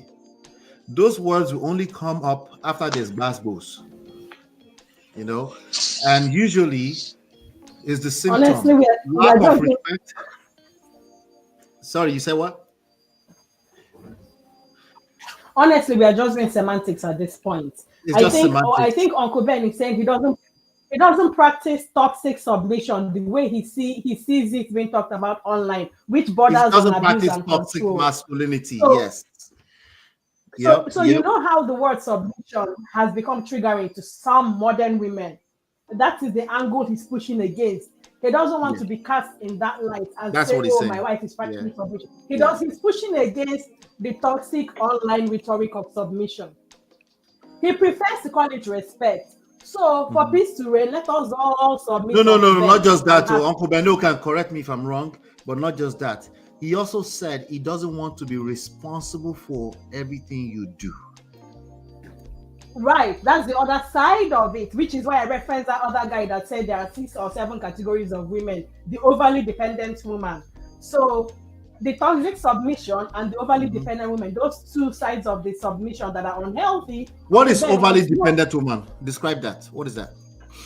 God. Okay. A woman who maybe she doesn't have anything doing. She has no social life. So when you come back from work, she has only you to talk to, and maybe you're not in a mood to talk. She hasn't talked to an adult the whole day. I've been there, so I know how that feels. And she wants to just unburden on you. Meanwhile, you want to wind down. It's draining. Online, you used the word draining earlier. So it is draining. What I mean. It is draining on a man. It will be draining on a man. Yeah, but is that being described? Is that being described as type of submission? So he's giving us two negative submissions. So is that being described as overly submissive? That's the question now for you, Chidima. Is that being described as overly submissive? Maybe I will call it clingy. That's clingy. That's a needy person. That's not sexy, ladies. Needy and clingy. Exactly, because that woman has nothing going on. But you know why we are tying it to submission? The man is controlling her. Maybe she lives in isolation, no social life, no financial independence, nothing. She's fully dependent on him. Or she has no friends. She cannot go out and socialize or fraternize. He controls even her phone conversations, everything. So one thing he's doing is making her clingy. His over controlling behavior is what is creating. Okay, those are two different things, Chidima. Those are two different things, maybe even three different things, right? There is, Uncle Beno said earlier on, a man who is in control. A man should be in control, by the way. That's a different thing from a controlling man. Those are two different things. Am I speaking? No, we're talking about the controlling man. Okay, Uncle Beno say a man who is in control. A man should be in control. No, I think he meant a controlling man, because remember, he kept saying in the Nigerian context, or in the African context, that when we say submissive, this is what we mean. So that's why I'm tying it all together. He kept saying in the African context, when men say submission, they mean control. Okay. Thank you, Chidima. Okay, so words are very important. Let's first of all say words are very important. The way we use our words are very important. There is a difference. There's a clear difference maybe not that clear, but let's make it clear today. There's a difference between a man who is in control of his family, his woman, his children, and a controlling man. Those are two different things. A controlling man brings nothing to the table. A man who is in control is basically an output of a man who has respect, who is respected. He has his fingers, he has his pulse on what's going on with his family. Okay, so when he say, "Hey, babe, what's going on?" Babe is willing to answer, say, "Yes, this is what happened." Right? He's in control. Right? A man who is controlling is a man who doesn't have control, but is trying to forcefully control another human being. Right? The woman being is not submitting to him. Not necessarily that she's not a submissive person. She doesn't have respect for him, but yet he thinks he can use Bible verses to control that person into submission. Right? So it's very, very important that we separate the two, because yes, I have noticed myself. I told you guys that one of the issues that I've had is I've had to calm down, because sometimes people are speaking something else. Like I had to listen to that auntie's full podcast to get that she's not kicking against submission. It's the word that she's kicking against. But when men bite onto that and they run with it, they will have unrealistic expectations, because your woman still expects you to lead, by the way. That's why I'm pushing against it. The unrealistic expectations that's tagged on along with an impressionable mind who thinks, "Oh, I don't want any of that submission work." Guess what? She still wants you to lead. Okay? Amobi, can I ask one quick question? Yes. So, a woman who just received a hot slap from her husband yesterday, yeah, and today she opened pekus for the husband for sex. What was she doing? Is that submission or respect? Which one is it? Which one of the activities? How would you describe that situation? A woman who had just been ABUSC. A woman who had just been ABUSC. And yet, night come, husband crawl enter the room, then she open pekus for the husband to do. What is she doing? Is she submitting to the husband or respecting the husband? Which one is she doing? I just want to. I need your answer on that, please. Let me answer. Let me answer. Eh? You said forgiveness. Sister Natu, may God forgive you. It could be forgiveness. That's why I said those are two different activities. It's me, Chidinma. It's Chidinma that said it, though. It's not me. Yeah. Chidinma criminal. That's why I said those are two different activities. That was yesterday. Today is today, right? But let's go with the yesterday. She got slapped. That woman is abused. That's an abused woman, okay? And she might just not know. She might just have low self-esteem. Okay, that's how I would describe that. There might probably be other favorite words around that, but that's definitely somebody. Nobody wants to be getting slapped by wife. Now, by tomorrow, she submitted the kwekus. Abi, she submitted the kwekus. She's not necessarily a submissive wife. She might already be planning how to run. Maybe she thinks that's what she's supposed to do, right? But everything you describe does not describe the healthy relationship either way. So there's no need to even bring in the word submissive. There's no submission in that marriage. Okay. If there is, it's only temporary. It's temporary. Okay, MOP. Maybe I should say this in order to make our conversation flow better. Okay. For all the listeners, for me, whenever I come to a platform, I speak about my culture, tradition, where we are coming from, which is Nigeria, and what is happening to my people. I don't speak on what is happening in Western world. So may we clear that first. Okay. So whenever I'm describing anything or I'm explaining anything, I feel triggered, but okay, everything. No, we can explain to be cleared. There's a reason why I say that, because I realize now that, okay, it's like people are not really getting where I'm coming from. We live in Western world, and some of the things I'm saying might not be applicable to Western world. Show me your picture right now. Are you wearing native right now? Right now, are you wearing fila native right now? You're not getting my point too. Yeah, go ahead. Well, you know, in the Western world is the point. You know, if we have what I'm saying is this: we have like maybe 4 members on this panel now. Yeah. Everybody will speak from different perspectives and based on their experience and background. So I'm just saying for me, whenever I'm on platform and I'm speaking from the perspective of a Nigerian, not like, oh, because I'm living in the Western world. Because what I'm describing is what is happening in my own community with my own people, with my Nigerian people that I know is common, not for everybody, but it's them common. We have a lot of women who are in abusive marriages in Nigeria. No, and yet, it happens here too. That's why I didn't understand why you brought in Western world. It happens in the Western world too. Because why I'm separating it is this. My application in solving Nigeria problem is not the same application in solving Western problem because we don't have the same background and same upbringing. So let me clear that first.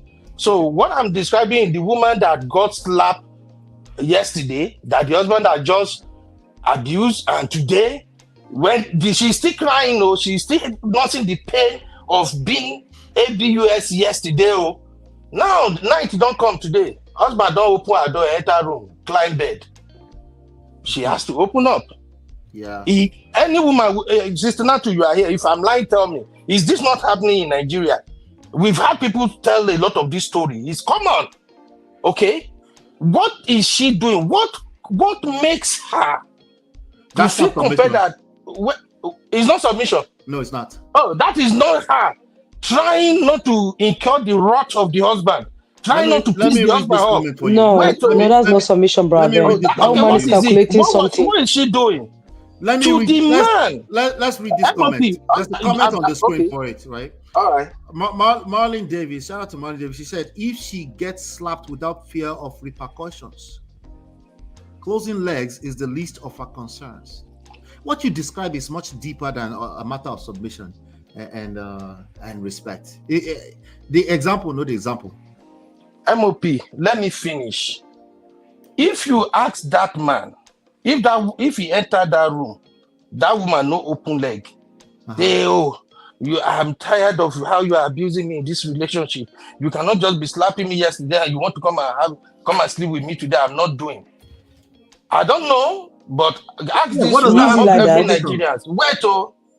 What do you think the man will say outside to people? What do you if the man, that same man, if you want to explain that same issue to people outside, what do you think we say? That's a good question. Let me answer. Let me answer. That's a good question. Okay. That man, you're using that man as a benchmark. You're using that man as the standard to my dear culture, traditional Niger Yoruba culture. You're wrong, sir. MOP, I am not using the man as a standard. That man is the lowest of the lowest of our society. Do you understand? MOP, don't go to the extreme. See, me, I always get plenty example if you want. Yeah, I get plenty. Let me give you another example. Very simple one. Okay. Wife. Let's have it. Wife come out.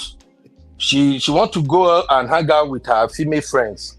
The husband is in the living room, and she's like, baby, my friends are doing something. We want to have a girls hangout, and I would like to go with the Lexus.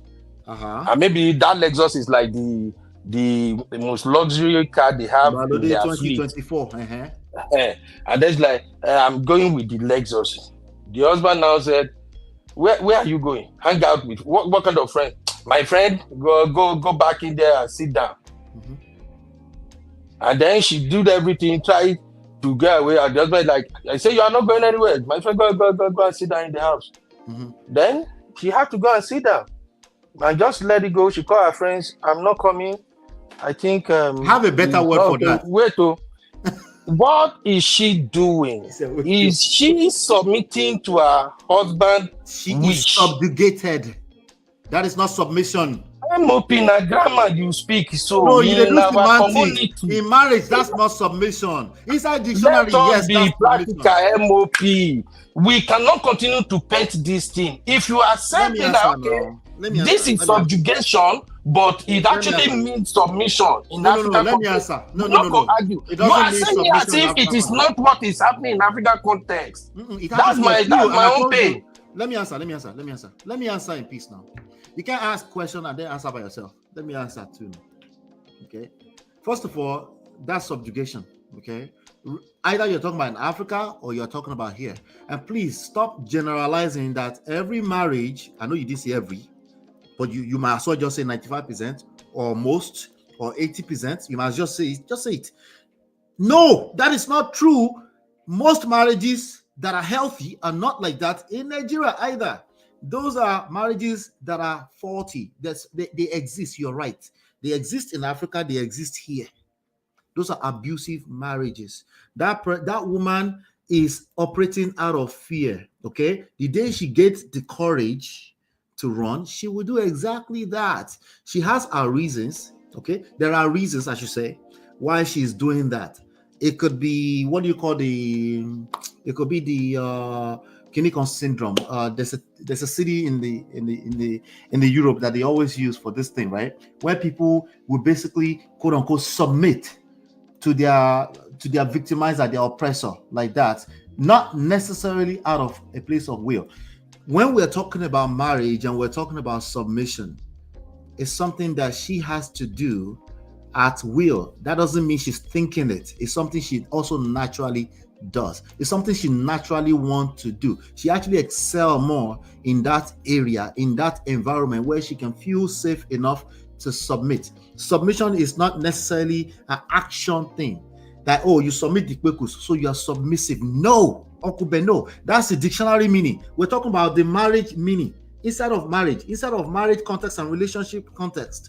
That's the meaning we're talking about. We're not talking about dictionary. There's probably, if you go into the dictionary, you will see submitting your assignment. You're right. You can submit your assignments. That's also what it means. Stockholm, Jerry, thank you. Stockholm syndrome, right? Yeah, some people have Stockholm syndrome and they might actually think they're submitting. No, but that's not submission. That's why we're here, to correct them. That's not submission. You already know you don't feel right. You already know that doesn't feel healthy. You already know that if you had a better way right now, you would jump out from that situation. So there's no need to go back and forth on this. Inside dictionary, let me repeat it. You're right. We can submit our assignments too. That's not the kind of submission we're talking about. Yes, you can submit kwekus to a person that's oppressing you. That is not submission inside of marriage. That is not a submissive wife. That's a time bomb. It's only a matter of time before that capsize and collapse on top of everybody inside of it. Either by way of, sorry to say, the situation with Ostinachi, right? That kind of, like, no, that's not submission, all right? My reason why I'm pushing hard against you, Uncle Beno, is very important that I spell this out because I don't want it to seem like I'm just pushing against semantics. Men that think if they don't use the word submission, somehow they'll be happy inside of marriage. That man go collect too. I'm not talking about you. I'm talking about in general, okay? Because like I said, she still expects you to lead, to carry the heavier side weight of leading in that relationship. And if you don't understand that and you want to play equality with her, just because she said equality, yes, like I said, you go collect, because that's simply not reality. Sorry. All right, because these ladies here, somebody said, me, I don't want to have that. I can't come and key myself. I'm seeing these comments. These are not people that want to play equal leadership with you. No, they're not interested. I want to play equal respect with you. Okay, what if I bring in the conversation that a woman cannot love you? You want to go through that rabbit hole, Uncle Beno? Do you want to go through the rabbit hole? Why are you calling me Uncle Beno? You want to go through rabbit hole? No. Do you think a woman can love you? I don't get it. Do you think a woman can love you? I don't get the context where that is coming from. You have to express love, respect, submission. They go hand in hand. Is the point. Submission is conditional. It's a conditional thing. Some things have to happen before a woman can submit to you. So it's not a matter of a man can just make a woman submit. That's not submission. If a man is making you do it, that's not submission. Okay? If he's earning it, we can have a conversation. Anybody else have something else to say here? Let me read the comments while you guys can feel free to interject, and then we'll round up. Okay. We are here on this street. Yeah, go ahead, Uncle Eno. Okay, go ahead. Read the comment. Okay. Chinye says the reason today's so-called modern women push back on submission is because what some of these men call submission is actually subjugation, and no women don't want to be subjugated. Men that are experiencing a true submissive wife, they're not saying that. It's men that have collected woto that are complaining about that are trying to use subjugation for submission. But I do see them on TikTok. You're right. On TikTok. I don't see much of them on YouTube these days. That's why they run away when they get to the UK. See? There you go. Stockholm syndrome. Yeah. Subjugation is not submission. Thank you, Chia. Mario says, Uncle Beno, that's why we're trying to educate them that those things are not submission. We shouldn't accept them twisting the word. Words are important, particularly in the right context. There's a place where we get to where they will make us change the word to suit their narrative. I think it gets dangerous because there's the other flip side of it, which is, again, a woman expects you to lead for the most part, you know. Chinye says it's not submission, it's subjugation, but Nigerian men will call it submission. Yeah, slow down on the generalization. There's some fine. Go and listen to the more recent episodes from Ife with thank you, Sister Chinye. Ife with we can't generalize. We have to slow down now. Go and listen to the most recent with Ife and YJ. YJ was on it. Okay, even Ife was correcting YJ, right? And YJ was giving some testimony of being inside of some group with some fine Nigerian men that are getting this right. Please, let's slow down on the generalization. The weirdo Nigerian and American men, yes, American men too. Just newsflash, because you don't know. Yes, they might describe subjugation to you as submission. Correct them. Don't submit to them and lose the word submission. Correct them, because in the reality, in real life, men have to submit. We have to submit. We have to go to work and go bring in the cheese. We have to, don't we? We have to submission is not. It's not a curse word. It has never been. It will not. Okay, maybe it will be at some point, but not yet. Okay, Uncle Beno, you wanted to say something? Go ahead. Yeah, I'm just saying that, look, as far as me I'm concerned, if I have to advise a young man who want to get married, regarding this respect and submission thing, what I would tell the young man is this: don't expect your wife, or don't expect submission from your wife. Rather, do everything possible so that you get respect from your wife. That's what I will advise. And here is my reason. You see, men are trained in my own community, where I'm coming from. Men are trained to expect women to submit. But yet, nobody taught them what constitutes submission. What it means generally to some of the men where I'm coming from is, oh, wife submit to husband. Bam, bam, bam. Oh, wife, listen to what your husband said, though. Not argue with your husband, though. Wife, if whatever that is, husband is the head of the home. Whatever he say from now henceforth, just obey him. That's what the men are hearing. Now, when they got married, they are expecting their wife to not even have a say. Some make we not generalize, could not say, but what I know that is common in my community where I'm coming from, I'm not talking about Western world. What I know that is common is that after marriage, the husband immediately see himself as he's this high up there, the wife is way below him. Now, he want to wake up in the morning, fold his leg, expect the wife to bring food. He will expect the wife to do everything. That is because growing up, they continuously hearing, oh, wife, submit to your husband. Wife, submit to your husband. So I'm just rounding up my point now. More money. Say more money. More money. Read the chat on the screen. More money, Abi. More money, Abi. I can see chat. I have Bluetooth. You can see. Okay, you have Bluetooth. More money now. Let me read it to you. Tia says, Beno, if he gets the respect from his wife, she will most definitely submit as well. What about more money, Abi? Yeah, I'm just bringing everything that I'm saying down to conclusion now. English you need to put you. It's not English equal. I'm simply telling you that. No, honestly, you know, you are the coach, you know, and when people come around like this, Some of them, they will just feel like, this man did not really I think touch we on agree. my If issue. if you say you should seek respect, actually I don't like that too. But I think we agree that basically respect and submission is the same thing. But you're saying it's not. But if you agree with respect, I'm okay with it. I am saying it is not the same thing based on what constitutes submission where I'm coming from. And like I said, that is my concern. Okay. If my daughter want to get married today and she brought a husband home, the husband sit down and my daughter sit down, I will tell my daughter in presence of the husband, do not do that submission shit with my daughter. Before you leave, let me get this one from you, right? As far your daughter, do you expect them, or how do I put this question? Or do you expect them to what do you say? Do you okay, the man you're advising, should he also expect that his wife wants him to lead? Are you suggesting that as well? Are you okay with him leading in that relationship, taking the leadership role? Abi, you think it should be equal?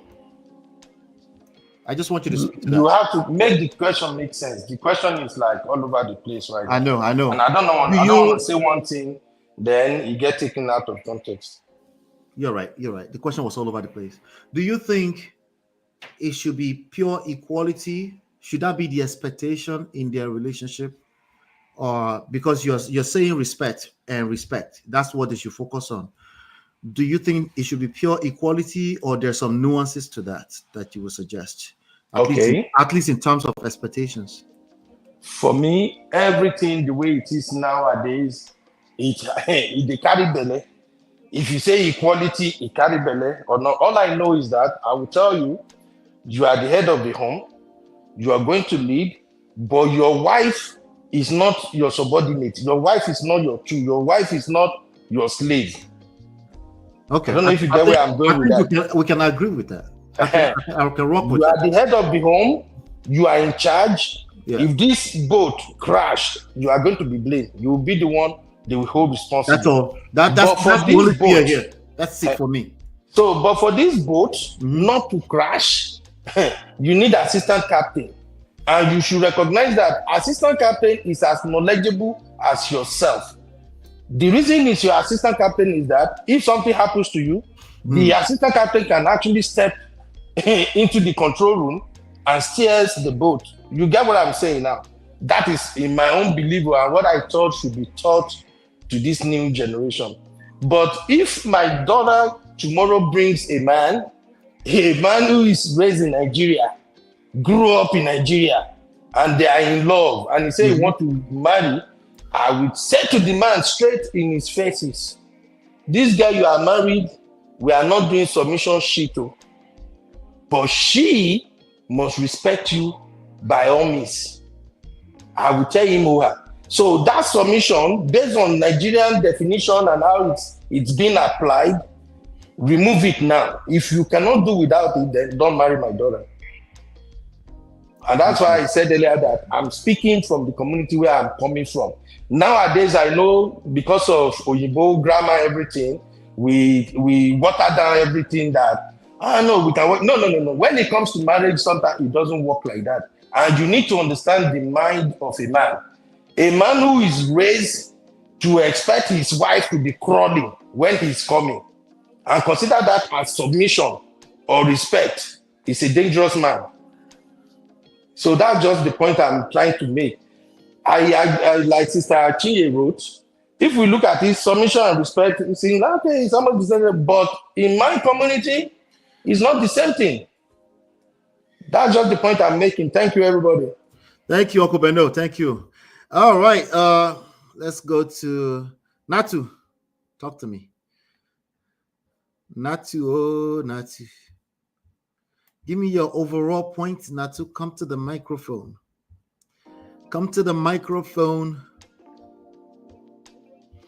All right, let me go to Chidima. Chidima, you did there. Let me fly Natu out because come on. Chidima, you did there. Talk to me, Jerry. Yes, I'm here. Can you hear me? Yes. Okay. I can hear you, Jerry. I'm glad we finally landed at You know how we have DTR defining the relationship. Tonight's show was about defining terms. We started with love, respect, submission.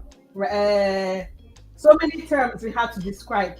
Respect versus submission, love, abuse, subjugation, control, all the things. But because like you kept saying, Ola, words are very important. And like I said one time, when some people hear certain words, they hear something else. They are like a previous experience or something triggering is what is the filter through which they hear the word. Yeah. It happened tonight. Once Uncle Ben heard submission, it was obvious there was a filter he was hearing that word through. So he kept kicking against the word submission. He didn't take time to think, okay, maybe there might be a wholesome version of submission. You see what I mean? He just knew the toxic submission, and that's all he seemed to be aware of, and so he's kicking and fighting to the nail against it. Even if he's actually practicing it in his home, he doesn't want to hear that he is, period. So I think we can agree to disagree. What matters is the relationship healthy? Tomato at the end of the day. That's it. Yeah. Yes. So if he wants to say he's not practicing it, we don't have to insist. I know I did initially, but now I'm realizing I don't have to force him to accept, because like he said, we cannot tell him what he's doing in his own home. Fine, we cannot tell him.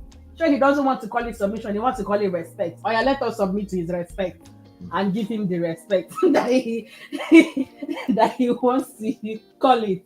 That's, I think sometimes we shouldn't be so we can, that doesn't mean we shouldn't define the word. Like you did the right thing defining what healthy submission looks like and distinguishing it with it from the toxic ones.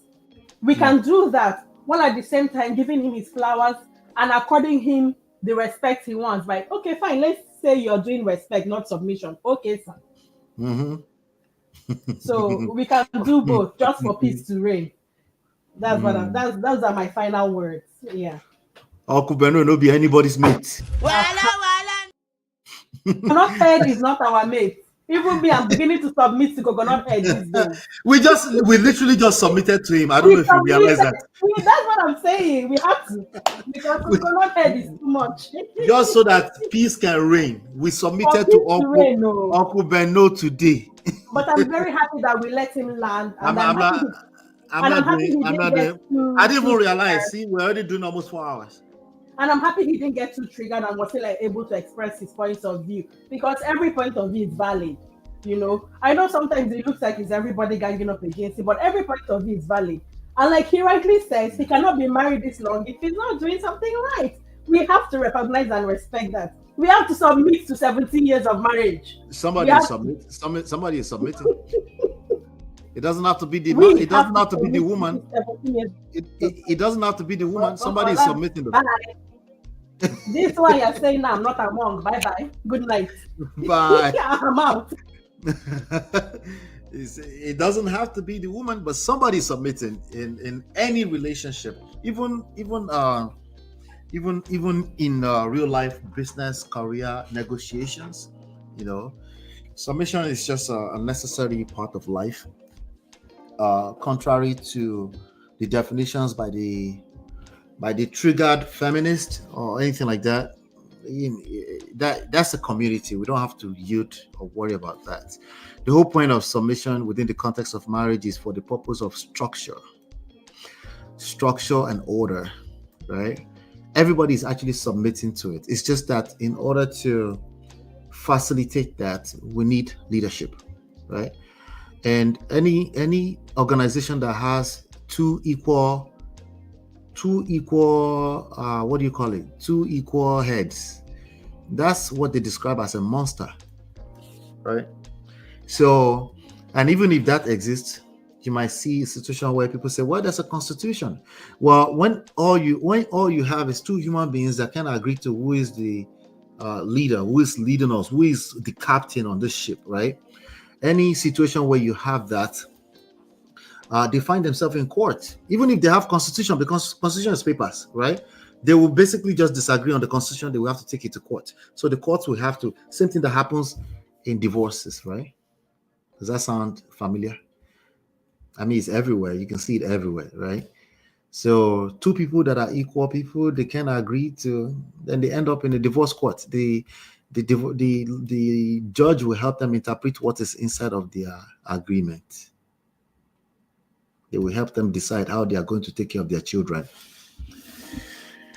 So it's a matter of leadership. It's a matter of I like that gracious greatness. There is a vision, mission, a direction, and submission. That's all. That's all. And subjugation is subjugation. That's exactly what that is. A controlling man is a controlling man. An incompetent man is an incompetent man. Of course, an incompetent man will use submission as an excuse to be stupid. Of course. We should expect that. We're not just going to turn around and start changing the meanings of words because of them. Right? It's not necessary. It's just one out of how many people? One too many. I get that. But let's correct that person. Or let them lose their wife first. Right? But in reality, in action, not in words, not in use of words, in action, somebody's submitting to something or someone. That's the reality in order for it to work. And that doesn't mean in every case by case. Like when I go to poop, who do you submit to? When you submit the kwekus, who do you submit to? No, that's not what we're talking about. We're talking about the overall experience. We're talking about who do you yield to when there's crisis, when there's conflict. Who is expected to be responsible, to be accountable when there's problems? As a man, you'll be if you think just discarding the word submission is going to disregard your responsibility, Mosorio, it's not going to work like that. Okay, all those women, if they are engaging you in a romantic way, they expect you to lead. If they're no longer engaging you, then that's what we have. That's why they're no longer engaging you in a romantic way. They don't respect you, so of course they cannot submit. They don't respect you. They cannot be in love with you. A woman who doesn't respect you cannot be in love with you. She doesn't decide it. You decide it. You earn that. It doesn't mean you're not a victim. It doesn't mean that she's not a disrespectful woman. What I'm telling you is that at the very minimum, you remove yourself from that situation. Okay? And if you're from a physical standpoint, you're a victim, then let's call the police. Okay? Please. All right? So again, I'm going to read that statement to you again, and we'll round up today. Okay. When considering the concept of being unequally yoked in marriage, all right, this is something that you will see come up a lot. But let me just say this: in marriage, as I was reading to you earlier on, let me just go ahead and read it. And then I'll tell you if there's anything I disagree or agree with, and then we'll round up. In marriage, okay, I'm reading ChatGPT to you, okay? In marriage, submission, it depends on the question, right? So it actually, I don't want to cap here, okay? I don't want to cap. The question I asked ChatGPT is very simple. What does submission mean in marriage? Okay? Not the definition of submission in dictionary. All right? Words are very important. You know what's even more important than words? Context. Okay? Because a way that you can actually cause chaos in society is destroy their language, right? If you cause disarray in their language, that's how you cause problems in the society. And it's no wonder there's gender war everywhere, right? So I don't agree with Uncle Beno that in our society, that competent men think of submission as subjugation. I don't agree with that. It's incompetent men that think of it that way. Okay? And we need to call it, you guys like calling a spade a spade. Let's call a spade a spade. Okay? That's just what that is. Okay? Now, to his point, to be fair to him, a man that's outrightly just, let me see submission, that's an incompetent man already. So he has a point there. Right? Submission in the dictionary means the action or fact of accepting or yielding to a superior force or to the will or authority of another person. Forced to submission is one type of dictionary meaning. Okay? Another type of submission is the action of presenting the proposal when you submit an assignment. application or other document for consideration or judgment. Report. You submit a report. That's another form of submission. Yeah? Sure makes sense. I know we guys know this already. Like I've always said, only intelligent people come here anyway. Okay. So those are two already. So I asked ChatGPT, okay, what does submission mean in marriage? Okay. It says in marriage, submission often refers to a mutual willingness to serve. Will. There's will there. There's a will. Okay. There's willpower in that equation. Willingness to serve, respect, and prioritize. So respect the inside too. And prioritize each other's needs for the health and unity of the relationship. That each other is ChatGPT Igbalode definition. And I'm perfectly fine with that because that's the reality anyway. Okay. In a modern marriage, submission comes from both ends. Okay. Now, that doesn't mean she's not expecting you to lead. Don't go there and be collecting. No, I told you. The concept can have varying interpretations. Shout out to Uncle Beno. He mentioned that. Depending on cultural, religious, and personal beliefs, here are some key perspectives on submission in marriage. Number one, biblical religious view. Two, modern mutual perspective. The mutual submission is more so of the modern perspective, but there is still submission.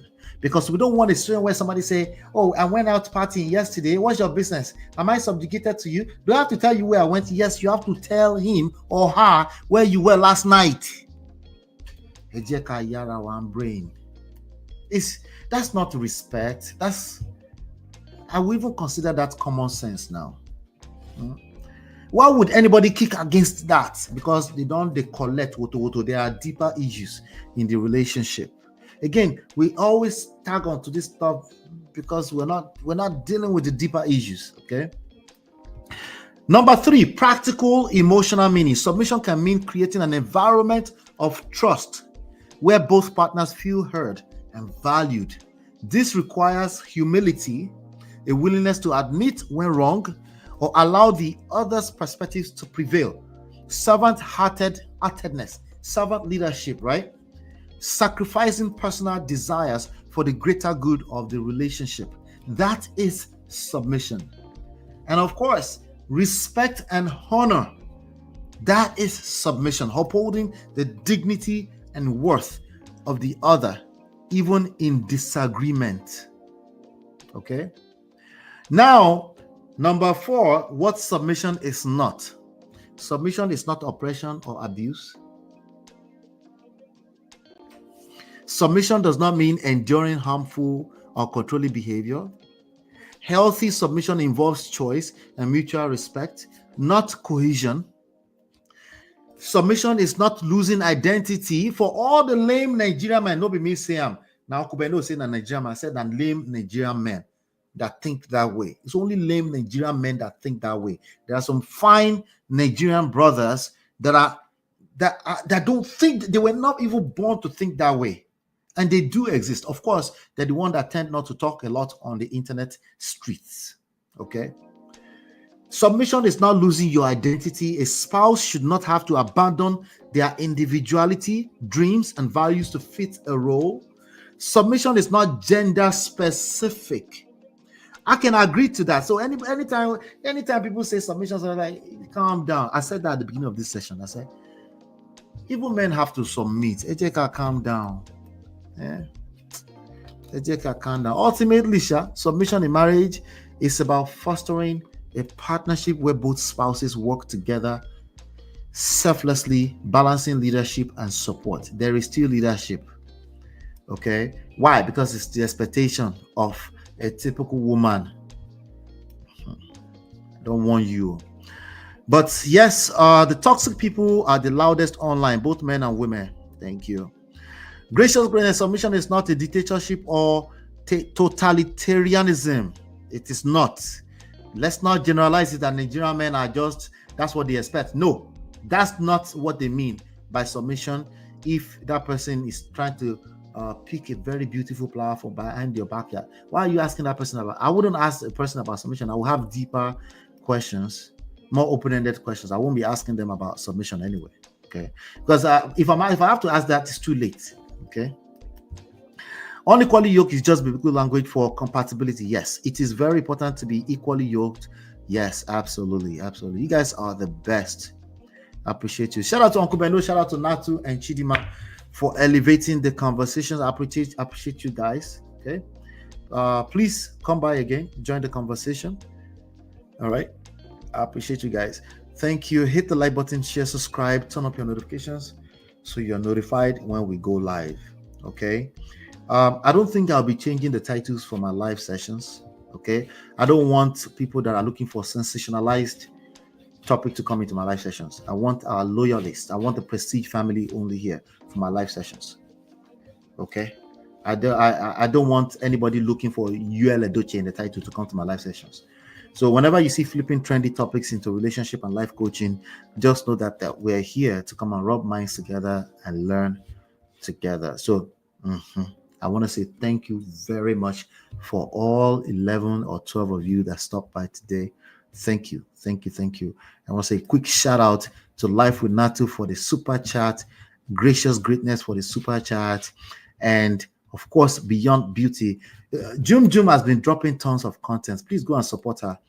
That's Jum. Beyond Beauty is a channel. Always make sure you support her. Leave a comment for her. Prestige family, please go there. Leave a comment for her. It helps her grow. Okay. Thank you. They help us signal the algorithms that she's dropping comments over there. Okay. Only if you're going to watch. Our videos are short, so please watch first. Okay.